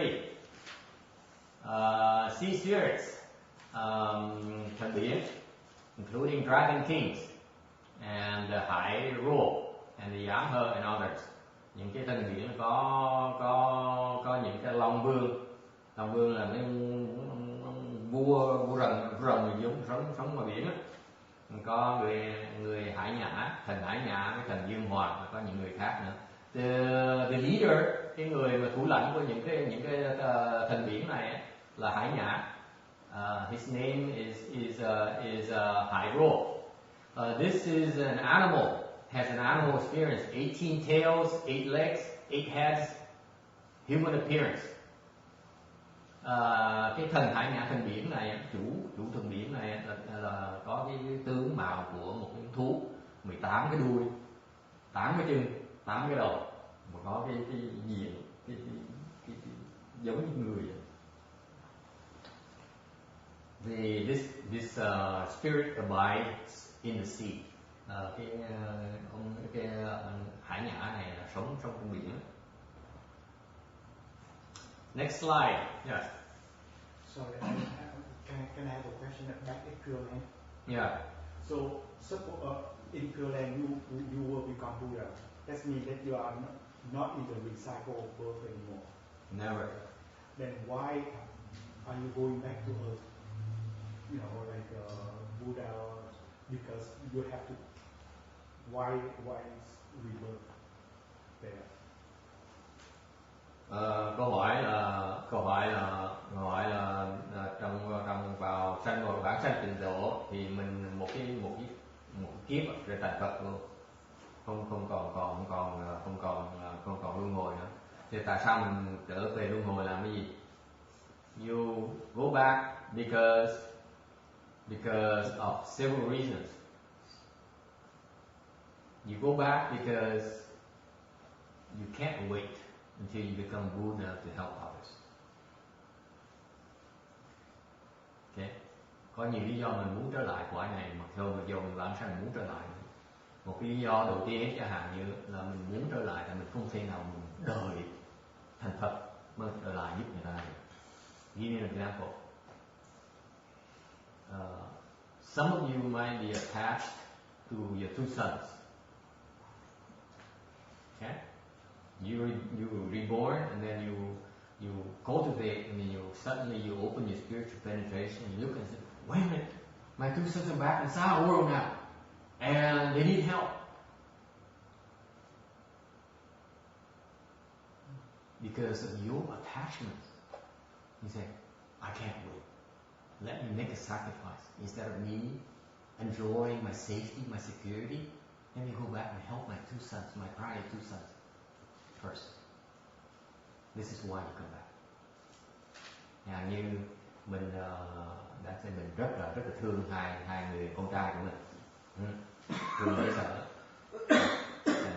Mình vãng sanh được rồi, mình tu được thời gian của mình có thành công, cái mình bỗng nhiên mình dung thành công, mình thấy được của hai đứa con đời trước mình á, bây giờ nó sinh lại cái cõi đời, cõi ta bà rồi, nó cần được giúp. Thay vì mình đợi cho mình thành công, mình thành Phật mình mới trở lại, thì mình nói thôi, mình hy sinh chèn trở lại. What happens? You have to realize when you do that, you are willing to undergo suffering. Cái quan trọng đó là khi mình phát tâm mình muốn về giúp lại người ta, cái đó cái điều kiện nghĩa là gì? Điều kiện nghĩa là mình sẵn sàng chịu khổ lại.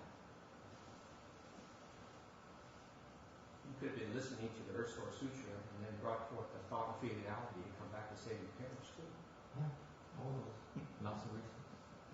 Yeah. Absolutely. So you go there and you decide to go back. The chance of going back to Pure Land is not guaranteed either. You have to work again. Tough luck.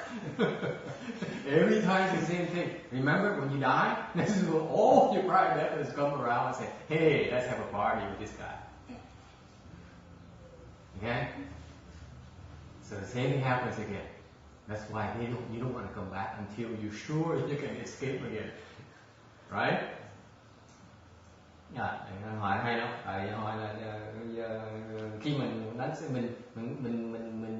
qua vãng sanh rồi, khi mà tu rồi, cái mình trở lại đây, lúc mình trở lại đây là mình sẽ vãng sanh là được không? Thì nói không chắc nữa là mình trở lại đây là mình vẫn kẹt lại như lúc trước, là ráng chịu. Khi mình chết là mấy chủ nợ tới nó đòi, không cho mình thoát được. So you taking that chance. You will take that chance. Okay? Mình sẵn sàng mình nguy hiểm, mình về để mình cứu người. There's a price to pay. Okay? Someone has to pay the price. You're helping your two sons, your bride in a prior lifetime comes at your personal price. Instead of your sons paying for it, you pay for it. Cái gì muốn làm thì phải trả chính giá. Muốn giúp đỡ ai, muốn giúp hai người con đời trước mình đó.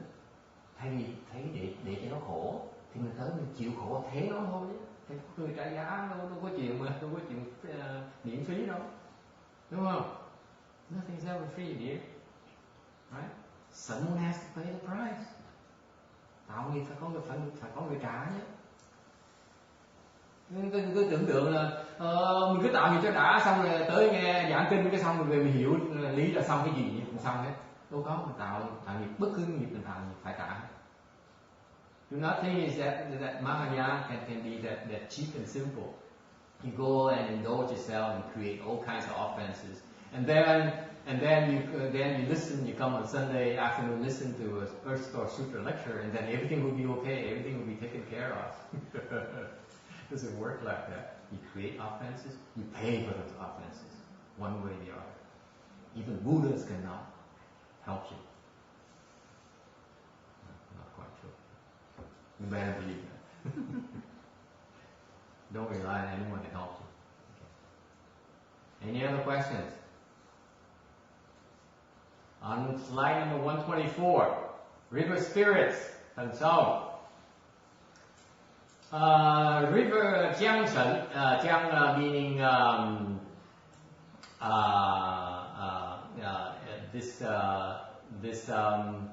this river is maybe broad but not deep as compared to sea and one for common use.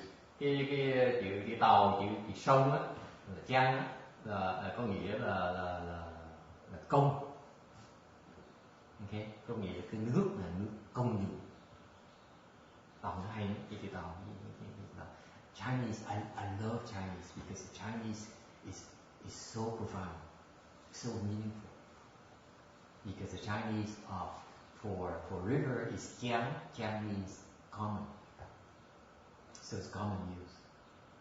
Okay, streams, hở hoặc là rào. The spirit there is called Mi Fei. Cái thần này gọi là mật phi. I don't think that we dropping names for no reason, okay? Thì nó nghĩ là tôi chỉ nói những tên sơ để quý vị cho vui nữa. Từ từ sẽ hiểu ra được cho quý vị những cái tên này, okay? You understand later why we list these names, okay? The streams are even smaller, very common when blowing, and they follow the ground, okay? Những cái rào á, còn nhỏ hơn là sông này. Thường nó không có nước rất là bằng phẳng, rất là đầy, và thường những cái rào này nó theo mặt đất, nó chảy theo mặt đất từ cao xuống thấp. So these streams follow the ground, flow down through the ground. Okay. And unlike the sea that accepts waters, rivers flow on ceaselessly. Biển thì nhận nước, còn những sông thì cứ chảy hoài. Any questions? Okay, so that's river and stream spirits. Tree spirits, thần cây. Tree is rooted wood. Okay. Những cây là thực mục. Thực có nghĩa là có rễ. Nó gọi là cây. Now, this is where most people don't realize. Okay. Each tree has spirits living on it. Mỗi cây đều có thần sống. Quý vị biết gì đó không? Anywhere you see trees, that's where the spirits live. That's the houses of spirits. Do you know that? Yeah, I heard of story of people cutting down trees and. I'm coming to that. Don't steal my thunder. Wait. I'm coming. Any questions? Okay. So what happens is that when the tree, the tree spirit leaves the tree, it causes the tree to wither and die. This is why trees die. One of the reasons why trees die. Những cái thần cây khi mà họ rời cây là những cây héo chết. So is that good or bad that the spirit leave the tree? It's bad. It's just a house. It's just like imagine you leaving the house. Eventually, a house will become dilapidated, and then become broken. Same analogy. Này giống như là những cái thần cây nếu khi mà họ bỏ cây rồi đi thì cây sẽ chết. Thì cái câu hỏi là tốt là xấu, đó có gì tốt đâu, đó là xấu. Tại vì giống như ở nhà vậy, nhiều có cái nhà, nhìn bỏ nhà mình đi, thì cái nhà từ từ nó sẽ bị hoang vu, sẽ bị hư. Nó giống như vậy. Cây thì là nhà của mấy thần thôi. Okay? In our continent, the king of trees is something called Jambunara. Trong cái Nam Châu này có cái vua cây là cây vàng. Tôi không biết tiếng Việt thì quên bữa nào tôi ký tiếng Việt. Sư có biết cái Jambunara tiếng Việt là cây gì quên? Tôi quên. Anyway, bữa nào mình sẽ. Okay. I'm moving on to this. Tôi phải tới cái chuyện mà cái ông này sắp dịch chân tôi này. I want to quickly get his story before he tells the story and steal my thunder. Okay. In particular, pay attention to the larger and older trees. Mấy cây cổ thụ đó là những cây đó có già xoa với lại gì là hắc sát với quỷ già xoa sống. Okay, so all the big trees you see around here, okay, that's where the big shots live. It's their palaces. Những cây lớn là những giống như những cung điện của mấy tụ thần, quỷ thần này. Đừng chọc. Bữa trước a few years ago when I went to look at a house, and outside the house there's a huge tree, like a redwood tree, going up to the skies. This is in little Taiwan. Mấy năm trước, cách đây 10 năm, 7-8 năm tôi tới qua cái nhà nó, thì ngoài cái nhà nó có cái cây đỏ, cây gỗ đỏ cao to như vậy. Tôi mới lúc đó tính mua cái nhà đó. At that time I was thinking of buying that place, okay, that house. And so because I love that tree, the tree is so beautiful. I love big trees. Tôi thích mấy cây lớn như vậy. Thấy cây lớn mà thấy cái nhà nữa chắc mua cái nhà vì thích cái cây hơn thì thích cái nhà. Thì mình tính mua cái nhà. So what happened is that it's a matter of courtesy. Khi mà mình tới cái chỗ cung điện người khác, mình biết lễ phép. Okay? You have to learn to be courteous. So what I did is that before I decided whether I should make a move to make an offer in the house or not, I asked tree spirit. Tôi mới hỏi cái thần cây thôi. Bây giờ tôi tính mua cái nhà này thì ông nghĩ sao? Okay? So I asked him, what do you think? You have any objection to my moving here? You know what happened? Thì biết gì xảy ra không? Nó lại vậy thôi. Nó mời thầy tới. So the tree spirit bowed to me and said, "You're most welcome. Please do come." We all interconnected, folks. don't be so limited in your vision of the world. Đừng tưởng đừng nghĩ quá eo hẹp. Cái thế giới nó rộng nhất, có âm, có dương, có hữu hình, có vô hình. Okay? Okay. I'm coming. I'm still coming. You hold on, horse. I'm getting there. Because of that fact, tại vì những cái thần nó sống trong những cây lớn, cây cổ thụ, thành ra có một cái ví dụ là đời xưa ông Tào Tháo, in the old time general Cao Cao. You Chinese, you know about him. Vietnamese Chinese, you know about this guy. This is a mean SOB. Okay. You can't, you don't want to be at odds with him because he's gonna get ahead. Ông này ông dữ lắm. He's extremely smart, extremely sharp. He's evil. Do you know about Cao Cao? No? You know what? You know what? Do you, huh? Little one? China girl, do you know? There's a phrase, but I don't know. I didn't know that he was. Yeah, Cao Cao. You should read up on him. He's very Three interesting. Kingdom. He's a real character. Three Kingdom. Cao Tháo. The book, the story of Three Kingdom. And Three Kingdoms, yeah. And you know, there's a anyway, because of the rumor back then, people knew that the big trees have the larger trees have spirits living there. And Cao Cao said, you guys are full of junk. I don't believe in this crap. Ông Tào Tháo ông nói, tôi bây giờ vì cái gì đó nó tầm bậy. Thế ông quyết định ông chặt cái cây cổ thụ lớn, ông chặt cái này. And so he ordered to cut down a great tree, and very quickly after that he had a splitting headache. Ông bị nhức đầu dễ sợ, không ai chữa được.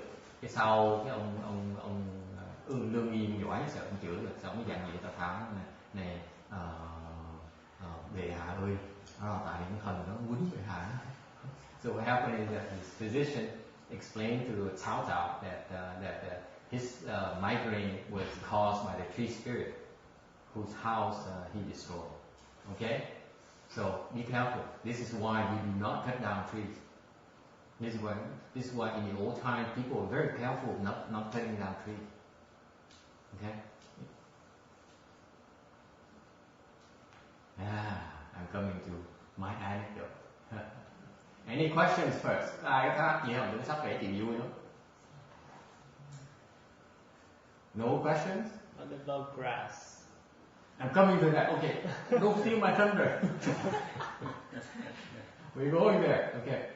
Any other questions? So if you have a tree that dies, what did I do? Let's say if I have a big tree that died, Mm-hmm. what did I do? Is that because I did something? Probably. Or you can revive it. You can revive it. There's ways to revive it. But then, you're a child person, you don't need to know this stuff. Ông nói là cái cây mình tươi mình chết rồi sao bây giờ? Sao mình cái chuyện gì xảy ra, chắc cái chuyện gì không tốt xảy ra. Thì nói chết là chết, nhưng bây giờ mình cứu nó sống lại. Thì tại ông này ông thiền, ông gọi là nhà thiền mà, cây thiền mà. Thành ra đâu cần muốn học những pháp khác để cứu cây đâu nữa. Child school doesn't have. You have to go to secret school. Then you can revive the tree. Vào mật tông, các pháp mật tông cứu cây. That's why you heard Mahayana met all these dharmas. See, the man back there said, Mahayana is so difficult. No, it's not difficult. It has so many dharmas for you to choose from. You like Chan, we teach you Chan. You like Hinayana, we teach you Hinayana. You like the revived tree, we teach you secret school. See? It's up to you, whatever you want to choose. That's fun, isn't it? See? Right? Life in Mahayana is so rich, so multi-dimensional. Okay? Questions? Okay. The left home people, những người xuất gia có nhiều cái giới. The fully ordained bhikshus and bhikshunis have a precept against cutting down trees. Do you know that, Daniel? Oops. Maybe I shouldn't be talking about it. những người xuất gia tùy theo những cái gì có cái giữ giới không được chặt cây. Why is that? Did you know why? Because of this. Because of this reason. This is actually what happened. Cái này là vì cái lý do, cái giới đó là vì cái lý do này là tại như vậy. When the Buddha accepted left home disciples, khi mà ngài Phật Thích Ca Mâu Ni nhận tỳ kheo ni, thì hồi đó họ được thành người xuất gia mà không có giới gì hết. They had no precepts whatsoever.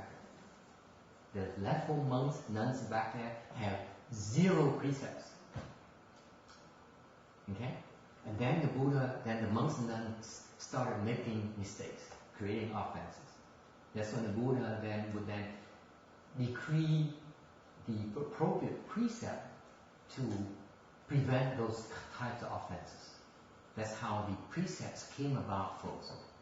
This is where that's the origin of the precept dharma, is to help the monks and nuns, prevent them from getting into trouble. Thành cái pháp giới pháp nó hay gì đó. Cái giới pháp là tại hồi xưa mấy thầy mấy cô không có giới gì hết, được làm người xuất gia không có hoàn toàn có giới gì hết. Rồi xong từ mấy thầy mấy cô bắt đầu làm bậy rồi Phật mới nói bậy quá, thôi lần đầu ta tha nha, lần thứ nhì không được bây giờ nó bắt đầu chế những cái giới ra. Ok, thành như vậy cái giới pháp nó hay thì nó là giúp mình không tạo nghiệp, không tạo những đường không làm vậy. Okay. And this particular spirit, this particular precept of not cutting down trees has a story behind. Thành cái giới mà không chặt cây đó, nó có một cái câu chuyện ở trong. What happened is that in the Buddha's time, there's a huge tree where a spirit was living with his family. Hồi xưa, lúc mà Phật còn tại thế, thì nơi chỗ Phật sống với các thầy tỳ kheo thì có một cái cây rất là lớn, đẹp dễ sợ, cây cổ thụ đẹp ơi là đẹp. Thế xong rồi, trong cái cây đó có ông thần sống, cái gia đình của ông. Thì ông thần đó cũng có cái chấp trước chỗ này. Có một đứa con trai út cưng không nghe được, mà đứa con trai út nó thích chơi. Cái ngày kia đưa trai út nó trèo, con nít nó trèo cái cành cây nó đu cành cây, đưa con đưa lại. So what happens is that this tree spirit is very attached to his youngest son as his favorite, and his youngest son, loves to horse around. And one day he was hanging by a tree branch, okay, to play. And that happened at the very same time. One bhikshu, ngay lúc đó thì có một ông tỳ kheo. Ông nhìn ngắm cái cây, nó nói: cái này đẹp, dễ sợ ha. Bỗng nhiên có cái cành nó thọt ra, nó xấu quá ha. Thôi mình lấy cái cây, lấy cái dao mình chặt cái cành này, thì cái cây còn nó đẹp hơn.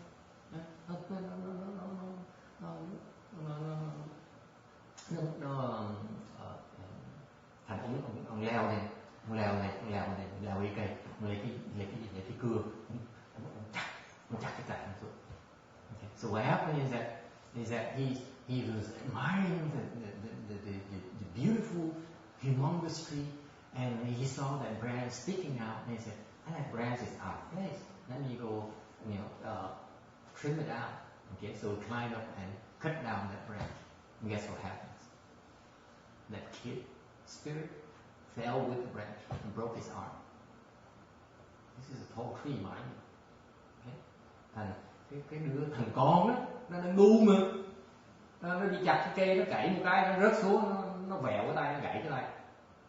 Thằng nít nó vẹo tay, nó đòn cái, nó về nó khóc bù loa, nó khóc cái chà, nó ôi tí con đau quá, cái ông đầu trọc đó, ông chặt cái cây con chưa, tới chặt cái cây là con rớt xuống gãy tay con. Chà, thật xót xa, chảy ròng ròng. So the kid fell down, broke his arm, and you know how kids are. You know, it hurt, so they came crying and screaming to his dad, his spirit dad, and said, Dad, look, that evil monk, you know, chopped down the branch where I was playing, and he caused me great pain. And that loving spirit father heart was all broken. He said, oh my God, you could kill me, you could harm me, but you cannot harm my son. This is so inhuman, so how cruel can you be? And especially you left home people. You know what he did? He said, I'm gonna teach you a lesson. Remember, tree spirits have a lot of spiritual powers. Thần này nó xót xa quá, đau đớn quá, trời đất ơi, còn đau khổ hơn là người ta lấy cái dao nó cắt cái tim tôi nè. Ông nói là ông phải trừng trị cái ông tỳ kheo này, nhắc tỳ kheo trọc lóc này, ông phải cái tụi nó thần thông dễ sợ. You have to be aware that tree spirits have a lot of spiritual powers. If you get them crossed, it's not very good news for them. Okay? So this guy was about to inflict harm on the bhikshu. Ông này sắp dùng thần thông rồi, giúp những tỳ kheo một cái cho nó biết, dạy nó bài học. Sắp nó một cái thì bà xã nữa, không có nương chồng biết. So his wife was a little bit smarter than he is. I don't know if that's the case with you folks, but it happened to be in this case. The wife got smart and said, wait. This bhikshu here is a disciple of the Buddha. Bà cản ổng nói này, khoan đó nha. Người tỳ kheo này là đệ tử chính của Phật đó. Xúc phạm đệ tử của Phật là chuyện không nên làm. So he said, we should not offend the Buddhas. Okay? Should not offend his disciples. Why don't you go and talk to the Buddha about it? Nên bà mới khuyên ông là này người yêu ơi, anh tới anh khiếu nại với Phật đi. It's not quite like that. But so the tree spirit came to the Buddha and complained about it. He said, look at this. Look at what happened to my favorite son. I demand satisfaction. Thần mới tới khiếu nại với Phật. Mình nói Phật Phật phải trừng trị ông này. Tôi cũng chấp nhận chuyện như vậy. And that's why the Buddha decreed that from then on, the bhikshus and bhikshunis may not cut down trees or grass then. No grass, we cannot cut grass. Thành vì vậy Phật mới chế cái giới là cấm tỳ kheo này sau này không có được cắt cây hoặc là even nhổ cỏ. You guys know that? We left home people may not harm a tree. May not even take a leaf out of a tree. Leave alone cutting down something. Ngay chúng tôi không có được phép, không được quyền ngắt một cái lá, đừng nói chuyện chặt cây. Okay? So that's the nature of the precept. Okay? Cái giới là như vậy. So we have this not destroying trees precept because the spirits rely on trees to enjoy the bliss, without which they will suffer. They will be miserable. Tại vì chặt cây, tại vì chung quy là bây giờ tụi tôi giữ giới là tại vì mình từ bi, mình biết là những cái thân cây đó họ phải cần những cái cung điện cây ở cung điện của họ để họ hưởng khoái lạc của họ. Không có cung điện đó họ khổ sở. Okay. Now, this is where it's very interesting. This is where I find it fascinating. Cái này lúc này cái chỗ này tôi thấy thú vị nhất ở phần này. Là tại vì khi ông Phật cũng dạy cái giới này thì phải có cái lý do. Okay? So when the Buddha decreed this precept, there's another reason behind it. Có lý do khác sau cái giới này. That is, if you can maintain this non chopping down trees precept, okay, upon death you will be born into the happiness heaven. Nếu mình giữ được cái giới này, thì khi mình chết, mình có thể sinh được vào mình không cần gì làm gì nữa hết, mình có sinh vào cái lạc thiên. Think about it. That's it. Không cần niệm Phật, không cần bố thí, không cần cái gì hết, chỉ giữ giới, không có chặt cây thôi, là sinh vào quả thiên. So what happens is that all you have to do, you don't need to recite the Buddha's name. For some of you who are not into Buddhism or don't like to cross your legs, you shave your hair, you maintain this one precept of not cutting down trees. That's all you do. Upon death time, you will be born into the heaven. It's called happiness heaven. You know what that is? Have you heard of Siva? Quý vị biết cái tầng trời đó ở đâu không? Có ai nghe tới Siva? You know the Hindu deity. You go to the Hindu temple. You see these they worship all these deities where one of them, the form is the head of an elephant. Okay. Siva is a very, very powerful Hindu god.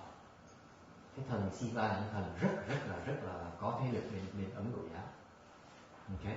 Bên Phật giáo mình có tên khác, nhưng đều tụi Ấn Độ thì nó biết, Ấn Độ giáo nó biết tên ông là Siva.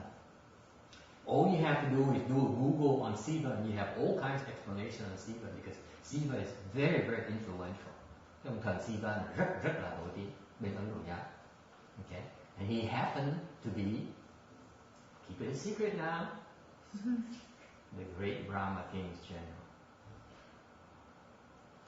Ông thần này là ông đại Phạm Thiên, tướng của đại Phạm Thiên. See, the Hindus don't know it. We know it. Okay? This is where Siva really is. Siva is really the general of the great Brahma King. Brahma King is one of the prime heaven, lower heaven, level heaven. Okay? And it's not the end of it yet. Okay? Chưa xong nha. Sinh lên quả thiên là làm cái gì? Why would you want to be born into the heavens? For a reason. To enjoy happiness with all these beautiful goddesses. Good.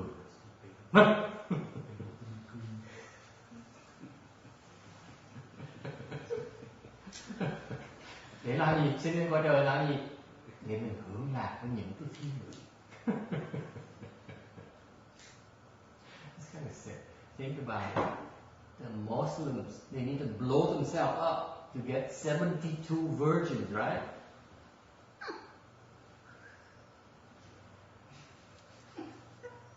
So much work for nothing.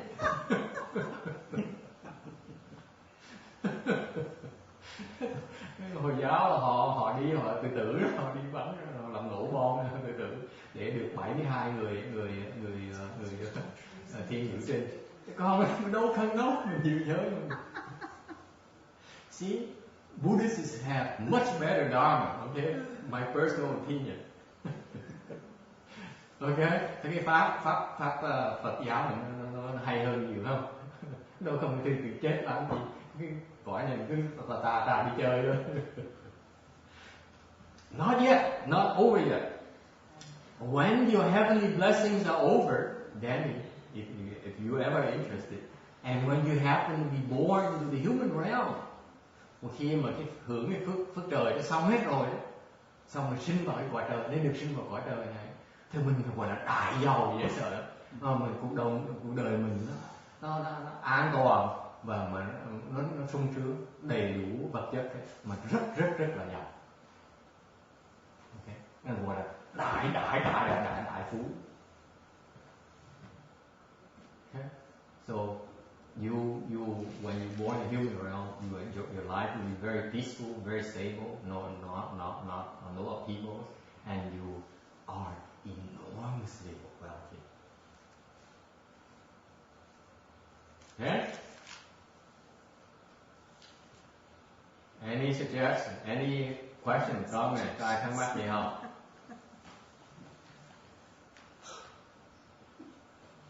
Yeah. When you talk about the tree spirit, is the kid spirit fell and then broke the arm. Yeah. That means spirit has like body and they are. Yeah, they come in different sizes and shapes. So we may be running into spirit as well. Yeah. Yeah. How do we know if we're running into a spirit? They know, you don't know. Really? So you bump them. Oh yeah, you open the heavenly eye. Some people will have the spiritual eye. And you see them walking around, they go. They keep move like they avoid obstacles because you see this yin world. Hỏi you, that's a good question. Hỏi là tụi mấy thần nó có thân thể nó giống như mình vậy, nó đương nhiên giống. Vậy chứ nó hỏi nó có thân thể lợn nó đi nó đụng mình sao? Nó hút mình sao? Nó hút mình thì nó biết mà mình không biết. Thì bởi vì người mà ta mở, ta có cái thiên nhãn. Mình để ý họ đi thì khi họ đi họ né thấy người đi thẳng mà mình thấy đi về xí né là người ta có thiên nhãn. Okay, that's a clue to you that this person probably has a heavenly eye. He can see the evil. See how much you learn from these lectures? Để học thì nghe nhiều không? Những cái chi tiết đâu có đọc được, đâu có đọc sách được. Okay, any questions? Yeah, another one, yes. Oh yeah, it's relating to the precept. Yeah. So that means if you leave, say, the Bhikkhu or Bhikkhuni in the monastery, they need to maintain the garden. Yeah. And they have to cut grass and then do They some- don't. We don't have to cut trees and cut trunks. We don't. Oh, okay. What happens is you lay people cut the tree and grass. But you don't walk on it or sit on it either. Huh? The grass. What? You don't walk on it or sit on You don't it want either. to walk on grass. No. Don't want to walk on grass. For fear we might damage it. Yeah. Then we become Siva. If nothing else we do at all in this lifetime, we become the God general. Isn't it fascinating to see the Buddha's wisdom, his genius? You can see all these cause and effect and describe it for us. So that we say, okay, you may not believe in anything else, but if you only observe this precept here, that's your reward. That's why all these are designed. For your benefit. See, that's the Buddha's wisdom. Phật có cái đại trí huệ hay lắm. Phật thấy được cái nhân quả rõ ràng quá, nên Phật mới chế những cái pháp để giúp mình đạt cái nhiệm vụ. Think about it, folks. Think about it. It's no big deal to you, right? Có vẻ quý vị có vẻ coi thường như này ha. Just try to explain this Dharma here to an Indian. See how grateful that person will become. Think about it. These Indians go around and worship Shiva, give their lives to Shiva. And we Buddhists say, no need, just don't cut down trees. You become Shiva. That's our Buddhist Dharma. Because I remember last year when we went to San Jose and we'd go to rent a car agency, and you found me one day talking to a couple of Indian guys. I said, I want to live my life. I want to know, do you have a Dharma for me to have control of my life? Think about it. Wouldn't you like to know? I said, how much money you got?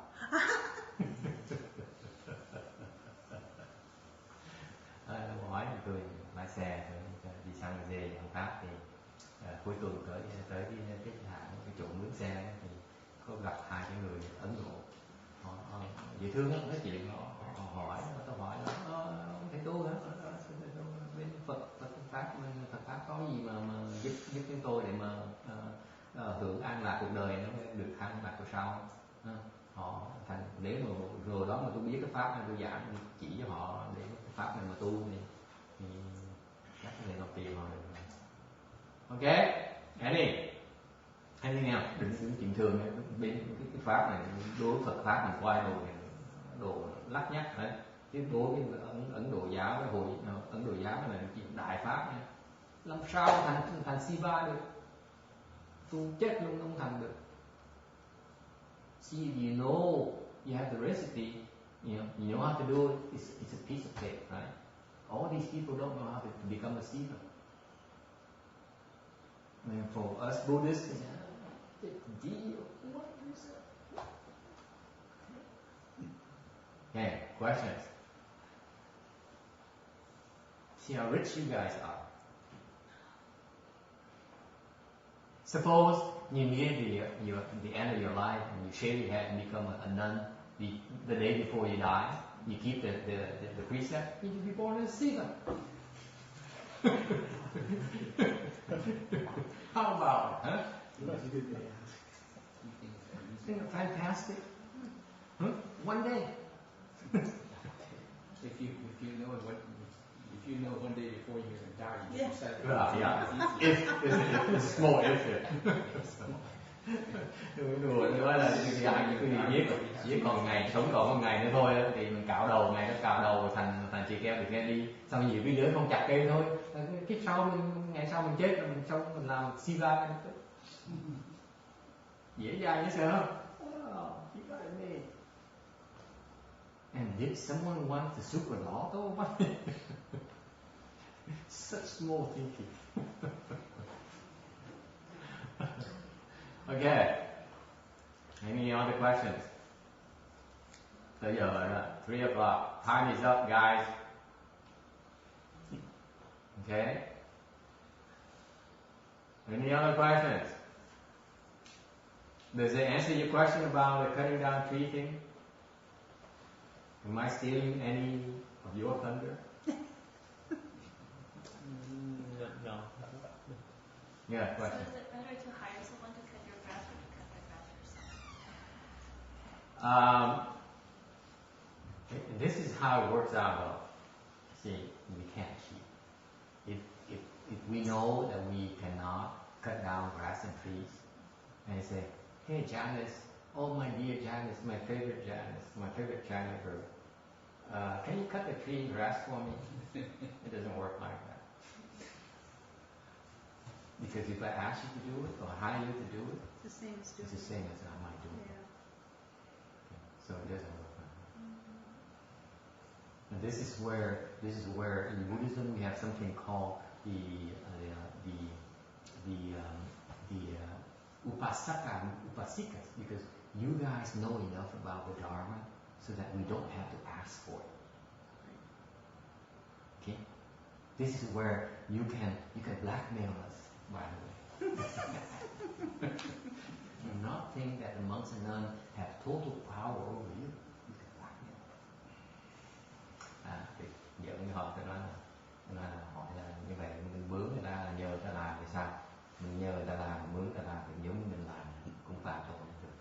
Tôi mới nói bởi vậy bên Phật pháp mình có cái hạng người gọi là cận thiền nam, cận thiền nữ. Thì những người đó thì hiểu cái pháp rồi, thành ta có thể tự động cái làm những chuyện đó mới cần hỏi. Tôi mới nói là thành cái gì thì mới tưởng là mấy thầy mấy cô là thần thánh đó nha. Mấy thầy mấy cô mà phải cần cái gì làm những chuyện đó chứ không phải là không làm là họ cũng trói lại bó em làm được. Okay. Any other questions? Yes. So if the layperson cuts down the tree, then the layperson offended the spirit. You offend the spirit? Absolutely. Is there a better way to resolve this issue? Someone has created offenses. Why can't it be you?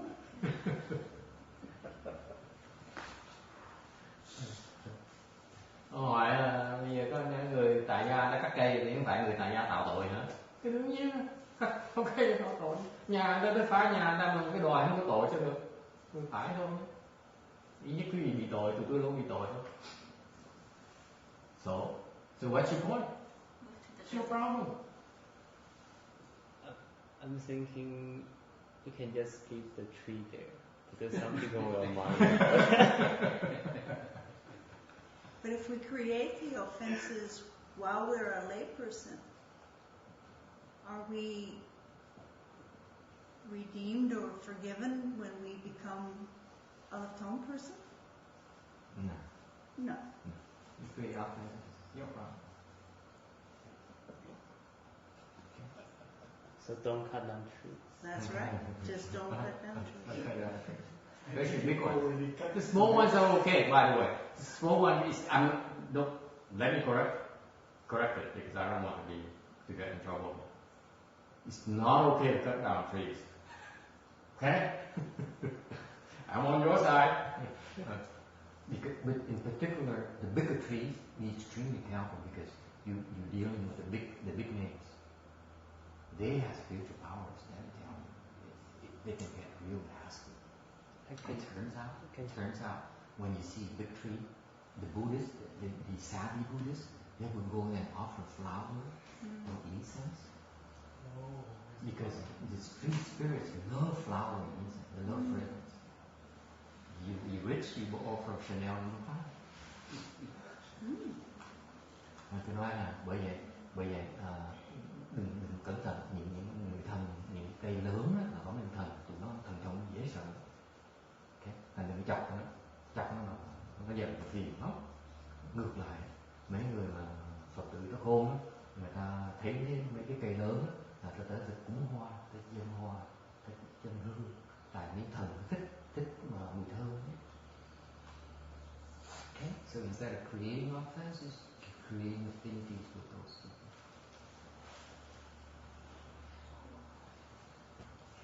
I have Yeah. a comment.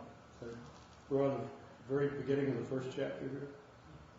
Yeah, we're on page number 1 and number 2 after 2 months. Right.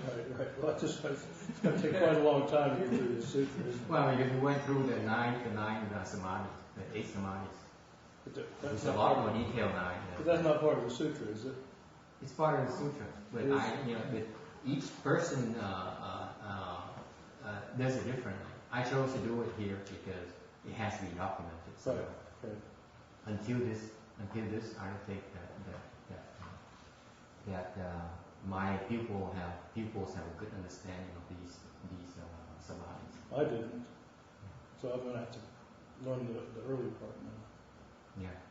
Just listen to it. It's nothing to learn. Just listen to it. Nothing. It's not a big deal. Yes? Question? Okay?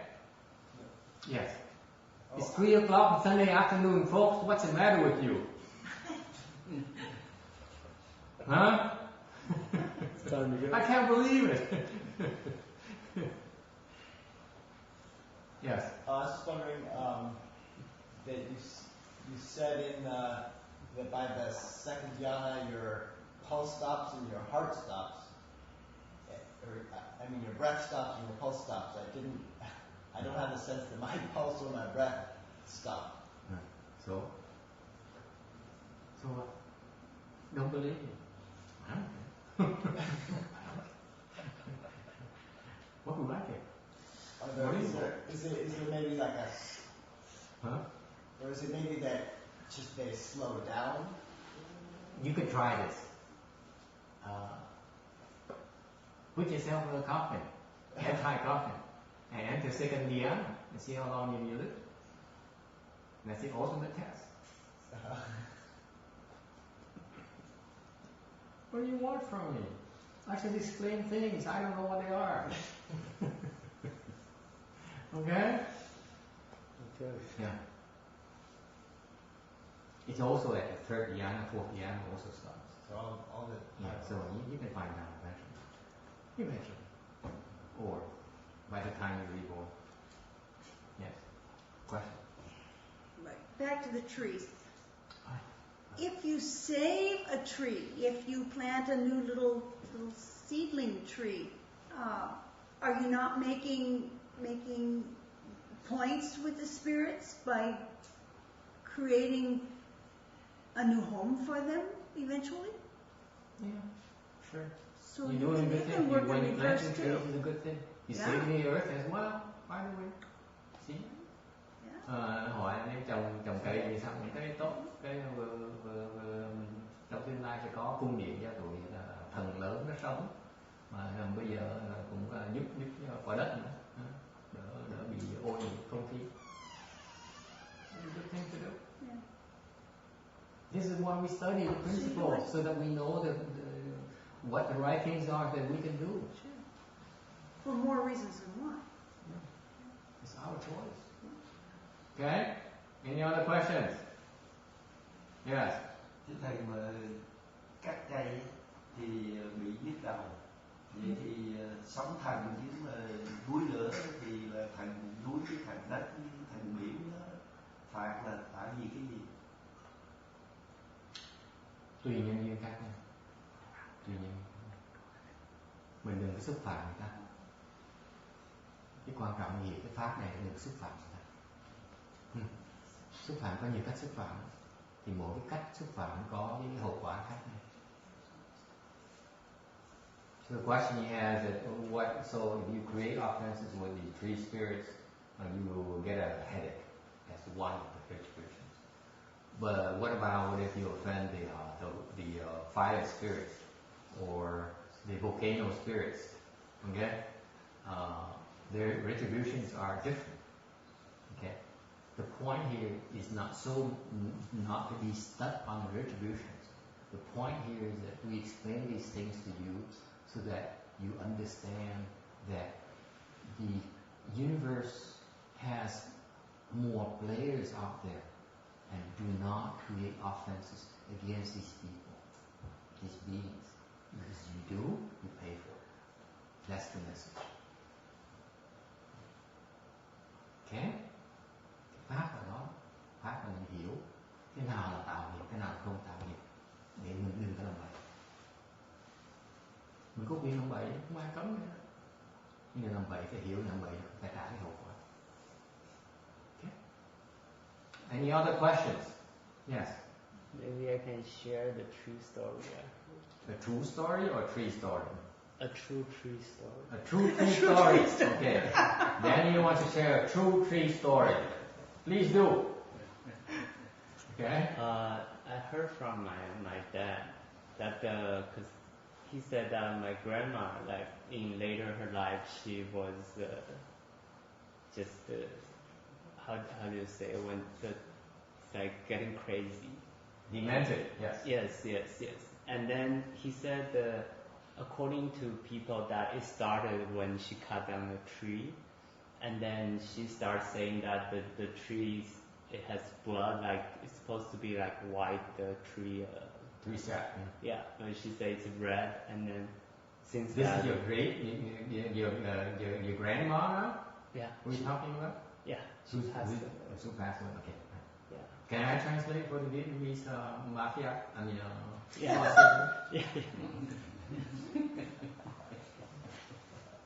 But it's the other grandma, not the one we just got back for. It's a slip of tongue. I do respect them. Kể là chỉ có thật cái người vợ của grandfather is biết tiếng gì ha? Nội ha? Bà nội. Bà nội là trước khi bà chết á, là bà bị điên. Sau người ta mới dặn nghĩa cho ông nội biết á, là trước khi bà chết á, bà chặt cái cây một cái là bà nội điên. Lúc chặt cái cây người ta nói chặt cái cây là cây thay vì cây nó chảy cái mũ ra màu trắng như gì, cây nó chảy mũ màu đỏ. That's scary. The red sap, like blood. And then what happened? Then my dad said she just started like getting like paranoid and getting crazy at different things, just like yeah. But she's a Buddhist, so she's a Buddhist. She's xong rồi bà nội điên, mà giờ bà Phật tử bà muốn chuyện đó, mà chặt cây bà nội điên. They should have asked for help. Yeah, it was a long time ago. See, this is the thing. The Buddhist people, you're aware of it. You're aware of all these things. You know, we tell you all these things because there are ways to get around it. There are ways to remedy the situation. Okay. Tôi nói khuyên ông là đáng lẽ trường hợp như vậy thì nên gặp mấy thầy mấy cô để cầu cứu để mà xin giúp đỡ. Tại vì bên Phật giáo mình á, mình diễn mình nói những cái chuyện này để cho quý vị biết cái luật nhân quả thôi, để mà mình biết rồi thì mình thận trọng, mà lỡ làm bậy thì có cách để mà cứu vãn. Okay. What about cutting out the dead wood? What about cutting dead trees? Cutting dead trees is not a problem. Okay. You're creating a problem, except for the insects, which is different story. I don't know what we're today. Another precept. Nó nói là chặt cây chết thì sao? Nó chặt cây chết thì không có phạm gì mấy thần cây. Không có tạo những nghiệp gì hết. Đều có thể tạo những cái nghiệp khác đối với những cái chúng sanh khác, những cái tụi những chúng sanh nó sống trong những cây chết. Mình tạo nghiệp được đó. Ngày hôm nay ngủ thiên rồi thì kể mấy chuyện đó. Okay? Every single thing you do carries a consequence. Be careful. Cái gì mình bất những cái hành động đều có cái hậu quả, phải cẩn thận chị. Yes. Do banana trees attract more spirits? Banana trees have spirits there as well, but they tend to be on the not on the rich side. It's the larger trees that have the kings and the princes that you don't want to mess around with. Okay. Nói chẳng những cây chuối thì sao? Cây chuối thì nói cây chuối là cây nhỏ đến nổi tệ. Mình chỉ né mấy cây lớn, mình sợ ngán cây lớn là cái nó cần lớn chừng nào để đụng chạm mấy người cần có thế lực thì nó phiền phức. Okay. Any other questions?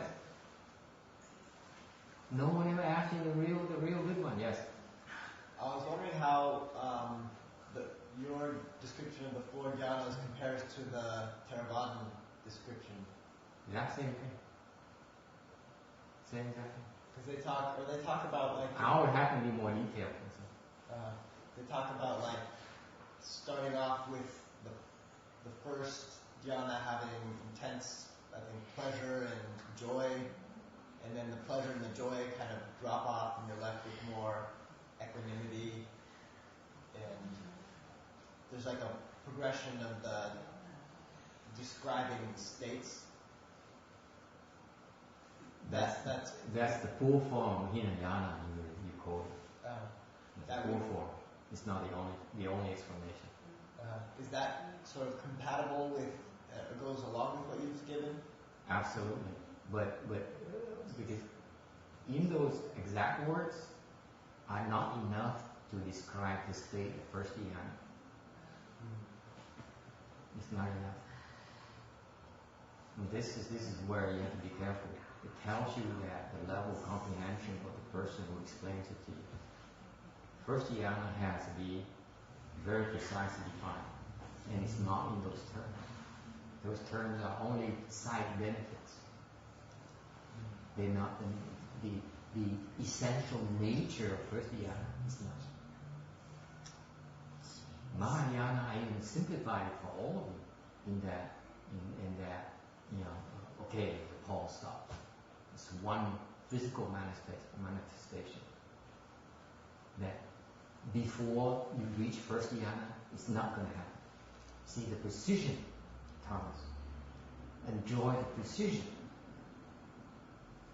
of the description. And of course, when it happens, you have this bliss and all these things. But that's secondary. That's a side benefit. It's not the essence of first dhyana. Essence of first dhyana, all stops.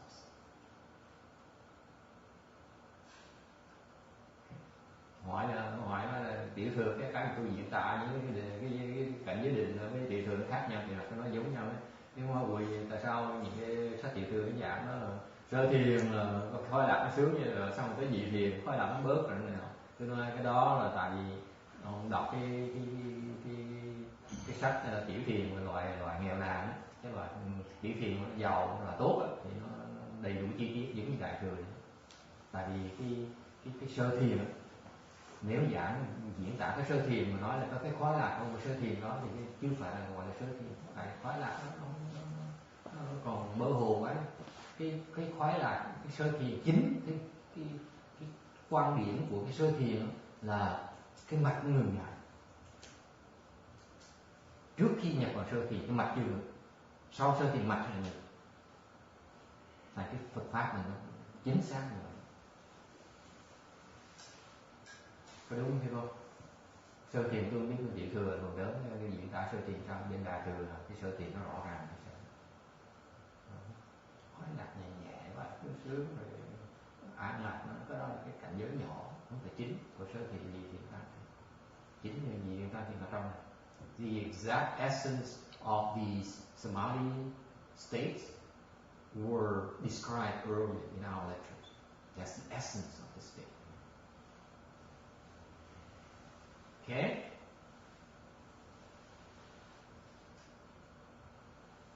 Any other questions? Okay.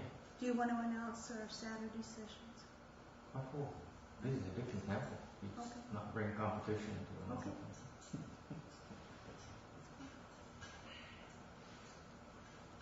But that's nice. Ok, như vậy thì mình ngày hôm nay, tại vì cũng chiều cũng 3 giờ rưỡi rồi quý vị. You guys are weird.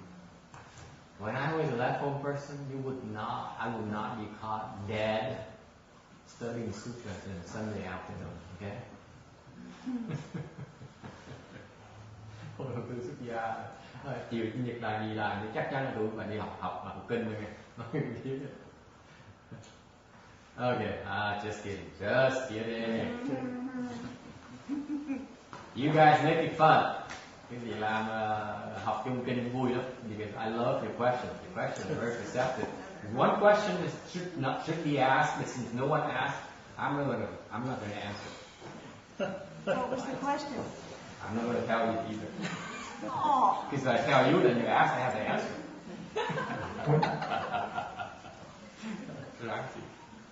Say goodbye to your Sky Cat. Okay, guys, the Skype guys. Let's see. What do we do with the Skype thing here? Let's bring up the window. Okay, Jack and Vicky, thanks for listening. If you're still there, have a good afternoon, and we'll see you next time. We email you with the various broadcast schedules. Like we broadcast sutra lectures in the afternoon on Saturdays and Sundays.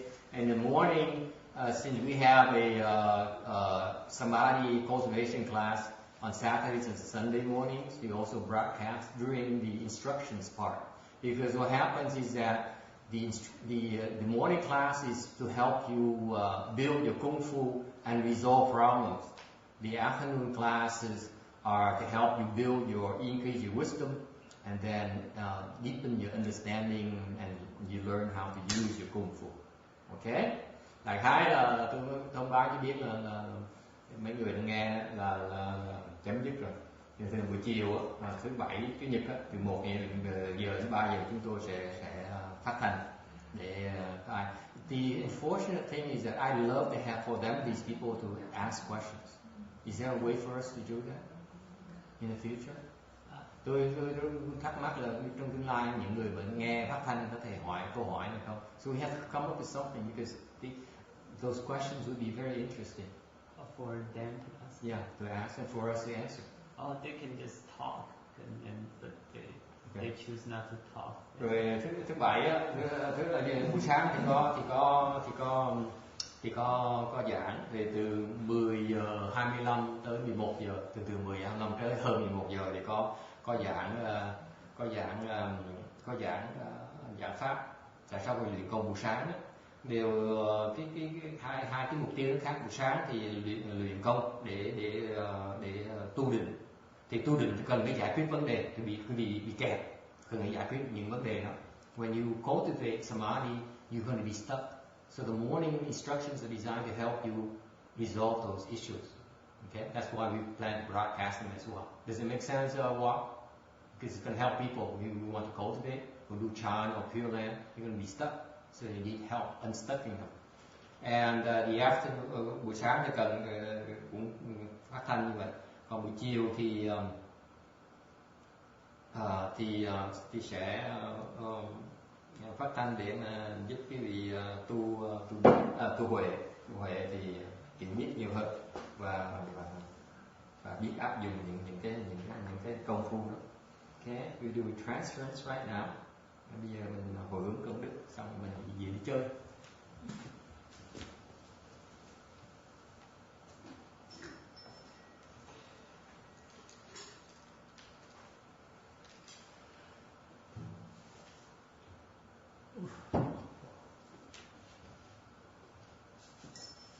Nguyện đàn cầu